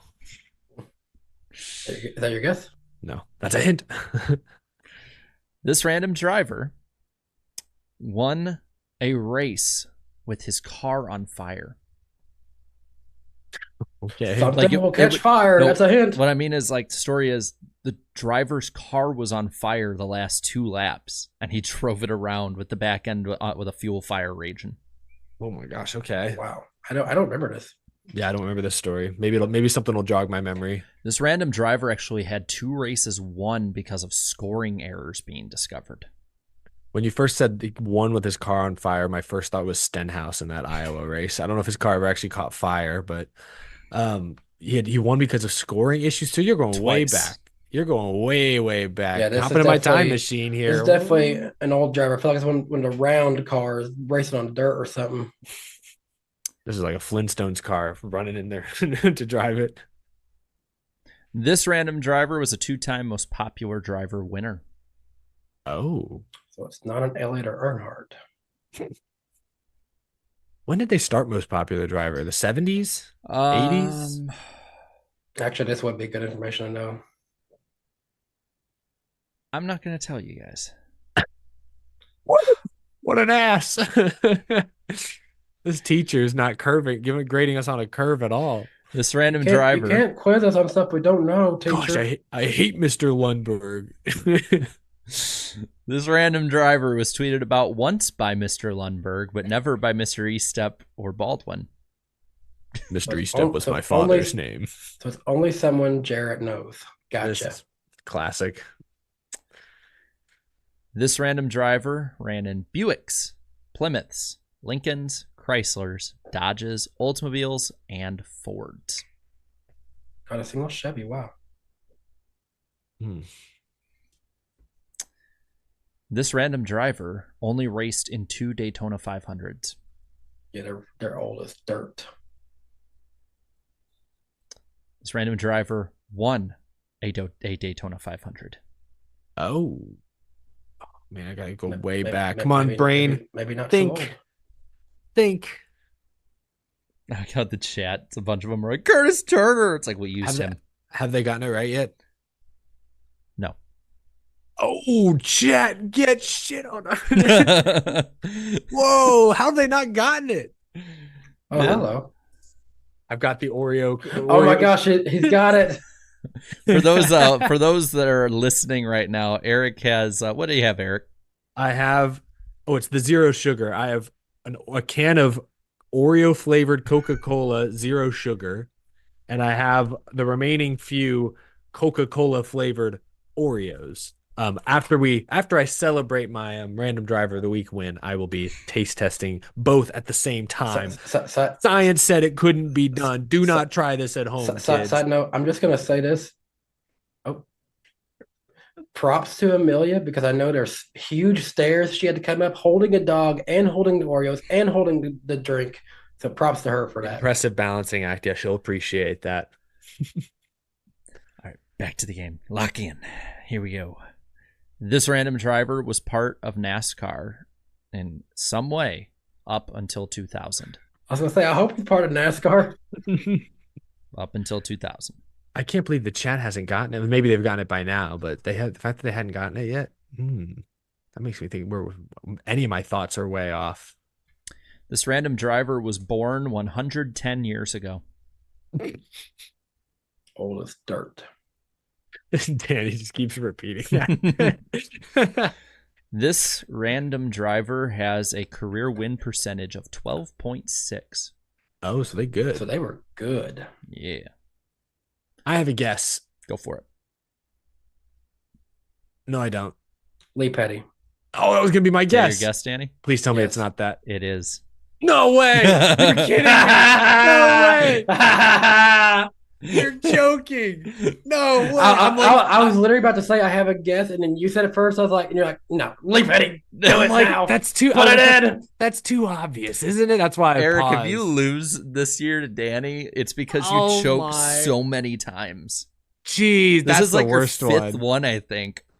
That was terrible. So I hate to say it, but what kind of made me clue in when you said 2000. 2000, and I'm like, yeah, that was hyping up Adam as well. Yeah. So a few things that I'll say here. He was actually played in a Richard Petty's biopic by the same actor who later played Ralphie's dad in A Christmas Story. Oh wow. Yeah, What and a- Richard what Petty. a fun fact. Richard Petty played himself, by the way, in that movie, and he is not a good actor. He was good in Cars, Yeah. but you're stupid. A few other ones here. Let's see. The one he won while on fire, he had to pit with 2 to go, and fuel covered the entire back of the car and then caught fire. And so he just like basically ran as fast as he could 2 laps around, burning. He won $25 in the first NASCAR race ever, which is the equivalent of winning $330 today. I mean, That could- I know that wasn't a lot of money back then, but what can $25 get you to help your car at that point? Nowadays, Especially I can since he get you flipped it. Nowadays, I can get you a burger and fries from Five Guys. That is Barely. sad. But Danny with the win. So Danny's up 12-11 over Eric. I can't believe I that. did get a crucial win because I will be gone next week, so I needed that. All right. Good for you. Well, I did promise the chat I'm going to try these both at once. I have tried the Oreos before. Do you not have a cup to dip it in? I don't, but I'm going to like bite and then sip like I'm washing down a pill because I imagine that's how good this is going to taste. All So right. it's Coke Oreo. medicine. Got it. I've had the Oreo, the cookie. It's weird. Out of context, this is the most American thing ever. It's like you're gonna, it's like medicine. You know, you'll just wash it down. Oh, that looks horrible. That looks horrible. This is like the aftertaste of an Oreo in liquid form. Oh, there's like Pop Rocks in the cream. Pop Rocks. My molars are popping. Can y'all hear that? No, I don't want to hear No. that. Oh, I'm gonna have another bite. I hate it. I'm gonna eat more. Hold on, one more bite, one more sip. Your poor arteries. Do you know? Here comes This Cosmo. tastes okay. The cookie. Oh, God, the dog is here. He sees me eating food and is like, "Give me some of those Oreos." The cookie's actually not bad. It's a little weird. The like poppiness is a little strange. The soda is unsettling. The chat is freaking hilarious. That's I my, just saw Ross crash stand go, diabetes. Wow. Is it bad? I think we should get this during your bachelor party and I'll try it. Oh, God. Can I have it with a beer instead? At least if I get drunk, I'll forget I did it. If I had an empty cup, I would like dip them in each other and see how that goes, but that's okay. Maybe next time. If you don't bring it to Kansas, I don't need to try it. That's okay. This stays here. I don't know if I like this soda. God. At least you only had the little cans and not like a whole lot of it. Hey, they know in the chat. It's Wilford Brimley. You watch the Craig Ferguson video where he's like, "Yeah, I saw Wilford Brimley cocoon." I'm sorry. Craig Ferguson is the greatest late night host ever. I don't care what anyone says. He was the greatest late night host ever. And I think they got like that one dude that's like a huge asshole that followed him up now. Or it's like one of the forgettable guys that laughs at everything. I don't know. Either way, him and Jeff Peterson, like, oh, go to my place, man. Yeah. Okay, by the way, Eric, Claudia just sent me a picture of the packaging for the Oreo Coke cookies. If you look at it, it says whiff popping candy underneath Coca-Cola. Ew. Oh, yeah. Good thing I can't read. If they could read, their feelings would really be hurt. Yeah, I missed that, but makes sense now. Now I'm not as scared. It's intentional. It's supposed to feel that way. This has gone off the rails. We're nearing the top of the second hour. Let's talk Kansas. Hold on. Oh gosh. Okay. Oh gosh. I think that sip of Oreo Coke was coming back up for a second. I didn't know if we were going to vomit or burp there. Nope. We're holding it down, keeping the carbonation at bay. Connor Zilich, we mentioned this earlier, is in the Xfinity Series race. He'll drive the JRM 88, looking to defend his Watkins Glen victory. We'll go in chronological order. The truck race is the Kubota Tractor 200. It's 134 laps. Stage breakdown is 30-30-74. Race is at 8:30 p.m. on Friday. Gosh. You are struggling. This is like fizzier than a normal Coke. 8:30 p.m. Eastern on Friday on FS1 and MRN. Weather looking pretty cool. 64 degrees, 65% chance of rain. Christian Eckes is the defending winner. The Xfinity race is the Kansas Lottery 300. 200 lap race, 45, 110 are the stage breakdowns. It's a 4:00 start on Saturday on the CW. MRN has the radio, 73 degrees with a 45% chance of rain. The weather looking a little better on Sunday for the Hollywood Casino 400. It's a 267 lap race, 80, 85, 102 are the stages. 3 p.m. Eastern Sunday on USA Network. MRN, 75 degrees, some rain early in the day, 36% chance of rain for the whole day, and Tyler Reddick is the defending Cup Series Fall Kansas winner.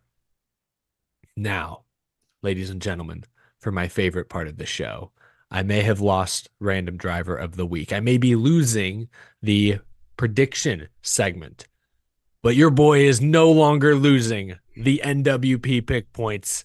At the top of the board, at long last, after a long grind of a season, I am leading with 440 points. Chat, you are 7 points back. Jarrett is second, minus 15, and Danny is in the basement, 20 points back. Still close. I'll give you all that. It's close, but we have finally broken through to take the lead. Thank you very much. Let's rock and roll. So we have a lot of picks to make tonight. We're going to start with the truck pick. We'll go in reverse order. Danny, who is your pick to win the truck race at Kansas? I'm going to go with the defending winner, Christian Eckes, on this one. All right. Then I will go with Heim Time. All right, chat. You guys get to pick before me this week. Woo. Yeah, this is weird. Weird. It's been a long season, but we've managed to get it to the point that we're finally it's paying off. Okay, y'all can quit saying 11. That's already gone. All right. Are they? Wait, am I seeing? Oh my God, they're going Lane Riggs. They're going Lane Riggs at an intermediate? They think Lane Riggs cannot be stopped. Ooh, it's actually kind of tight between Lane and Raja. Not really. I've seen more 38. There's some Raja coming in, but it's Lane Riggs, I think. Holy crap. I don't know. Oh, there's a bunch of Rajas all of a sudden. All right, I'll do a quick poll. You guys, I'm gonna put this poll up for like, be ready because this poll is gonna be up for like 10 I saw seconds. some people Snap trying to poll. go with Nick Sanchez, and I thought that was interesting. I thought about him, but I said a Christian Eckes instead. The question All I right. have is like, I don't think, no disrespect to Raja, but I don't think either is the greatest pick. Someone just said Yeah. Boyer. He's not running this weekend, is he? I don't think I so. don't think so. It's his home track, right? Maybe he is. Late edition. All right, 5, 4, 3, 2. I know there's a delay, so this doesn't matter. 1. And Raja See, Karuth y'all is didn't actually want Lane. It was close though. It was That pretty was close. closer than it should have been. You guys took Raja? Holy moly. So wait. You guys took Hyman Eckes, right? I still don't love my other 2 picks. I'll take Nick Sanchez. I will take Nick Sanchez. I feel better about that. I actually had Nick Sanchez, and I crossed him out until I heard Christian Eckes was the winner, and I said no Eckes. I'll take Nick Sanchez. So let's go to the Xfinity race. We'll go in the same order. Danny, who wins the Xfinity race at Kansas? I'm going with Austin Hill. Ooh. Then I'll go with Justin Allgaier in this one. I think that they have a good turnaround. They usually bring speed to the intermediate tracks, so I think the 7 will be pretty good. Plus, there's no Cup guys that'll be coming down anymore, I don't think. Unless you count Eric Almirola, but Yeah, no, but he's He's not just a full-time guy. He's just, as a song is, free to do what he wants. Chat, I think they might be It's going Kuster. Cole Custer. Yeah, pretty overwhelmingly Custer. that was my number 2 pick. All right, I'll go, or they'll take Cole Custer. Oh man, so I gotta make some edits here. Am I gonna do it? I think I'm gonna do it. Sheldon Creed. Guaranteed for second. Good job, Eric. Yep, I'll take it. I Just- really you know, thought just- for a second. I'm you were- playing defense here. I don't need to win everything. I just can't have a guy wreck and finish last. You know what I mean? I'm playing defense. I really thought for a second you were going to be like Zillage. I'm like, what the hell, man? No. Not 2 weeks in a row. Like you just got the lead, Eric. What are you doing? Yeah. Keep it close.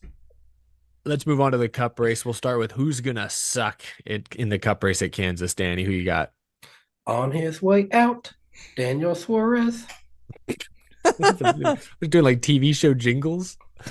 What is this? I don't have one. It's MTJ. Chat. I guess I can just say mine because we're not going in order for this. I'll go Austin Cindric. Picking from the. Oh, I'm sorry. Austin Cindric. Yeah. On a wreck. They're picking Justin. No, that's not Justin Haley. They're picking LaJoie. Oh no! Come on, y'all.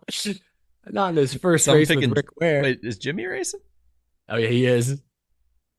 Choose Yeah, wisely. I'm saying 51 more than anything else. So I should have mentioned that. I forgot to mention the Jimmy's racing. Yeah. Okay. Dark horse, Danny, for the Cup race. I said I'll get a top 10. Carried momentum. Alex Bowman. It's a good one. I'm gonna go with somebody who I think will be a lot faster in their second go round here. It was up front at the end of last year's race. After what we've talked to with some of the insiders, they're pretty good at the second time to come to tracks. I'm gonna go Eric Jones. Oh, that's an interesting pick. That's spicy. Spicy. I'll go Bubba Wallace. Obviously, really good at Kansas. Historically, that team is really good run at Bristol, and before getting bounced out of the playoffs or out of playoff contention, he was coming hard late in the summer. So I will go Bubba. Chat is going. I guess it doesn't really matter. I do see some Bubbas, some hosts of ours. think Who's they're in the going 16 21st. this week? Is SVG in the 6? No, Ty Dillon's in the 16 this week, I think. Give him Ty Dillon. No, they're not. I mean, maybe they're just getting him out of the way so they don't pick him to win on accident. Actually, I think I've seen a lot of 48s. Yeah, there was a lot of Bowmans. Yeah, there's a lot of Bowmans. You can give them Bowman. Well, they might want to pick Bowman to win. I'll give him. Give him.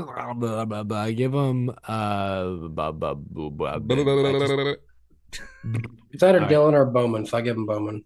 I did just see there's a lot of 16s. I'll just give them Ty Dillon. It doesn't matter. I don't want to mess up their win pick. All right, who's gonna win the Hollywood Casino 400? Danny, drop it. This is the hardest I've ever had to pick one. No, it's not. It's Kyle Larson. God damn it. That was like the only name I wrote down. I think that this guy will be pretty good. He's always pretty good here, and I think he'll be racing right there with Kyle Larson. That's Dennis Hamlin. All right, chat. Big moment. Who you guys got? I think I've seen a Denny Hamlin win every single year since 2019. He's due. There you They- go. No, they- I've been in person to see it like every year. They want Every Tyler year. Reddick. Yeah, you're taking Tyler Reddick, which is a solid pick, I would say, although he's had a couple of weird weeks in a row. Can they get back on track? But Surprisingly that- slow in the spring. But that car historically has been great here. Exactly. But that leaves my third pick. Yes. Christopher Bell. It's a solid lineup from all four of us here. I agree. This could be like a sneaky championship 4 lineup. Oh, this is kind of Mhm. cool. Eric's win picks go 2018-2. You know, Oh, they add up to 20. 18 and 2 is 20. yeah. Or Yeah, if you subtract them, they go down to 2. That's pretty cool. Add them all together, he's got 40. Let's see what the others here. You Oh multiply man, them, it's if I would have picked Josh Williams, I would have had a clean sweep of 11. You don't want to Yeah. pick Josh Williams. No, I don't I want should to pick Josh do it Williams. for the memes. Come on, Jarrett. 11, 11, I 11. should have just picked him as like a dark horse or suck pick or something. I don't know. Man, it was just such a good story when he got that ride, but that's all it ever was. He's got it for next year, too, though. Can they bounce back? Oh, wait, No, did he but- get confirmed? I didn't know that. Yeah, he's going to be in there next year for I'm another year. shocked. Shocked, I tell you. He must have sold a lot of T-shirts. I don't know. Do this enough. Every time he does this, it's like when they drop the fastest Xfinity internet. It's like $1,000. He just gets It's like, cha-ching. do this. Oh, I can't get rid of you. Come here, you. Every time a bell rings, Josh Williams does a heart. Thank you, chat, for voting in for the pick points. Good luck. You're gonna need it this week. I feel pretty good about my lineup. I feel great. Who did I pick again? I already forgot all of my picks. I mean, other than Austin Hill, who I think I'm being risky with, I think I feel pretty good about mine too. I had Nick Sanchez, some guy in the Xfinity race. Oh, Creed, Some that guy. Just some guy who finished second. And C Bell. I feel good. Y'all are in trouble, chat. It's about to be a blowout. Creed T- blows an engine right off the bat. TBGR says our collapse should be studied. Long way to go. Long way to go. But yeah, indeed, it should. I'm dunking on the chat right now, and it's probably not a great segue into the super chat stage break because now I need to thank the chat. Didn't we just say last week you do not want to be the leader at this time? No, I don't want to be the leader until after Talladega. I was going to say, what is this? Talladega? Oh, don't want to be the leader on the last lap. Give me the lead. Let me take over. I'm going to dominate. I don't care if I pick fourth. Y'all are cooked. Like, you know how these last few until last week, I was like slowly coming up. I was like 30, then 27, then 25, 20, 11. That's how I'm going to try to be until I get to Phoenix. And okay, boom, there I go. That's the thing is, though, Danny is close enough that if we get to Phoenix and the points are like this, Danny could still win from fourth to first in 1 week. It's not it's not even that I crazy. think it's like the most we could make up in a week is like 31 or 38 or something. Honestly, going into Phoenix, being third or fourth could be very beneficial to just have who you think is the number one pick to win the championship. Good point. Actually, that's not a bad point that Danny just made. What you want to be is you want to be fourth. Whoops. You want to be fourth, but only like 5 points behind the leader. You want to be like a tie. Last week, I was fourth, 11 points back. That's what you want right there. Yeah, that's what he needs at Phoenix. I agree. Well, that's not how it's working out, at least so far. You guys don't realize how much this means to me, chat. I've been second 3 years in a row. This is the year. Everyone, welcome Sheldon Creed to the show today. It's going to be so funny if me or Danny snipes you right at the end. It's like Jarrett comes in fourth. It's like, don't know about that. Don't put that evil on me. Thank you guys for leaving your super chats tonight. A few to react to here before we wrap things up. David Bell, always good to see David. Richmond was a wild race. We should have brought those option tires for fun. We will at least have some form of the option tires at Martinsville, but I agree. Anything could have been done to Bristol to make it better. Ben Lewis, thank you for the super chat. As a racing fan, NASCAR failed themselves with its racing roots with short tracks being so bad with the next gen. I'm also worried IndyCar is going to fall into the same trap with their new charter agreement. Yeah, we've seen the charter agreement is good in many ways, adds value to the teams where there previously was none, but it can lead to some sticky negotiations. And I don't know, Roger Penske now owns IndyCar. Tough guy maybe to negotiate with. Similar maybe in some ways, kind of cut from a similar cloth perhaps as the France family.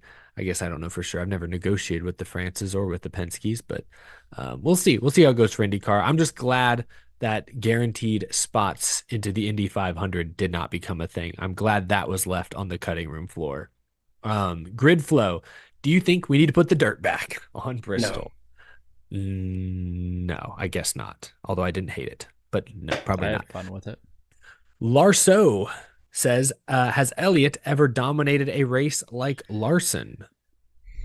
Not on an oval, I don't think, but maybe on some road courses back in his Watkins Glen, during his Watkins Glen reign, or his Roval. He had went back to back at the Roval, although I don't think he dominated either race per se. I don't Someone help me out. I know there's some big Chase Elliott fans. Can you guys name a cup race that Chase Elliott dominated besides maybe a couple of road courses? Watkins Glen 2019. Yep. There you go. Thank you, Peter. Well, technically, that Roval race where he smashed into the wall and still won, he pretty much dominated in that sense too. But that's what I was thinking. Is like he was put behind and had to really work for it. It wasn't just clean air cruising. Oh yeah, Bristol All-Star race. That's true. He did dominate that. That was probably the second worst Bristol race I've seen. Anyway, SK Abals, thank you for the super chat. Hendrick led 99.2% of the laps. There's your math for you, Jarrett. You were trying to calculate in real time earlier. That's close. Yeah, pretty close. You're in the ballpark. Justin M. Drake says, just got to my practice, but I left college Friday in New York, drove to Bristol for the cup race, and then was home by mid-afternoon Sunday. Briscoe was thumbs up. I don't know if they meant Bristol or Briscoe. Chase Briscoe was good as well. But that's good. I hope you had a good time, Justin. Glad you made it to and from home safely. Hope to see you at the track sometime. Retro Rich, thanks for the 2. Bring back Chicagoland Speedway or I'll cry. I'm with you. Well, not in the crying part, but I'm with you. See, Jared has just cried enough. He can't cry anymore. I'm like the crying Indian commercial. Just one Troy, single tear going down at the sunset. Troy Girk asks, have they tried groove tires? Denny mentioned it on his podcast, but I don't remember hearing that they did try it. They've talked about them. I thought they did test them somewhere, but they haven't run them in a race outside of obviously like rainy conditions. Those are a form, I guess, of groove tires. We'll see. I think there's potential there, but I don't know. At this point, can we trust Goodyear to build a reliable tire that we can count on to produce the racing we want it to produce? I don't know that we really can, at least not consistently, but I'm up for anything. Ross Crashtain says, boo Dawson. Ty Dillon is the GOAT. Dawson's awesome. I was waiting for a comment like that. We have some very loyal Ty Dillon supporters here. Why? Well, Garabuki here sends a 5 and says, Ty Dillon's coming back to Cup? Well, just think on the bright side, chat. Your favorite driver is guaranteed an extra spot up the leaderboard. That's tough. Man, that one got 6 thumbs up. People were liking that one. You even got some replies. People were like, here. So mean. NASCARson 2414. Hey, NWP guys, Bristol, trucks, great race with Riggs winning. Xfinity, poor Junior Motorsports and Creed. Cup, most boring race ever. I only paid attention through stage 1 and the last 10 laps. Well, at least you're honest, NASCARson. And then also, they ask anyone other than Iceberg going to the Cup race on September 29th. So that's this weekend, right? I'll be there. Anybody else? David Bell, Eric Taylor Cool get a hold of you for an interview? I have not. I don't think I've gotten reached out to. But potentially be up for that if I can find some room in my schedule these weeks. Playoffs have been busy. But thanks for the message, David. Alessandro Sebastian says, this past Saturday, I was sitting on my couch watching the Cup Bristol race like most people, and somehow even I managed to pass the 66 Arby's car. Also, Jared, good luck to you on your Kansas trip. Yes, Jared, hope you have safe travels. You're driving, I assume, to Kansas. So that's not a terrible drive, is it? Or how bad is that? Well, so I'm leaving in about 8 hours to go up to Des Moines first tomorrow. It's a pit stop, a little out of the way. Yeah, visiting a friend up there, and then I'll drive about 3 hours south down to Kansas. For first the hotel, because I'm meeting up. Me and my dad always go every year. First the hotel, and then from there to the track, which doubleheader action, baby, doubleheader action. Should be fun. Should be fun. Final super chat of the night comes from Bailey. They began the night with a couple super chats, and now we'll end with our final super chat. Who remembers that time Tony Stewart was going to do an Xfinity race a couple years ago? Oh yeah, That's right. Yeah, I forgot about that. The Indy road course, I think it was going to be Indy. Yeah, and then COVID happened. It's like, that's right. It was COVID ended. I was like, what caused that to go away? Yeah, it must have been COVID. just Makes reminds sense. me of a scene in Jurassic Park where the kid's talking to Alan Grant. It's like, you liked dinosaurs back then. It's like a kid talking to Stewart now. You liked NASCAR back then. Well, then I discovered drag cars go faster for a shorter time. Then I discovered Leah Pruitt. You'll understand when you're older, son. I understand now. I mean, in all honesty, at the if John Force can do it for as long as he has done it, then I'm not so surprised. But the fact that Tony is as old as he is and is seemingly still going at those speeds and having seemingly no problem with it is pretty impressive. You think that Tony's picked up on John Force's internet habits too, like he talked about that one time? Probably not if he's got Leah Pruitt. Yeah, fair point. On that note, thank you all for tuning in. We had a wonderful time chatting NASCAR with you all, playing some fun games. I'm excited for the final 7 races of the season. Folks, if you haven't already, subscribe to @DannyB Talks, subscribe to @DannyB Trains. I should probably put that link in the chat as well, or in the description as well. And of course, subscribe to The Iceberg. Next week's show, correct, is on the Iceberg. That should be a fun time. We will see you next Wednesday, 8 p.m. Eastern time on the Iceberg's channel. But that's going to do it for us here tonight. Thank you all for hanging out with us. Thank you to those who send in super chats. We really do appreciate the support. If you're coming to Kansas, keep a lookout for me or Jarrett Jarrett. We will be out and about all weekend long. Have a fantastic rest of your evening, folks. We'll catch up with you again soon. Bye, bye, bye. Bye, bye. Drivers! Start!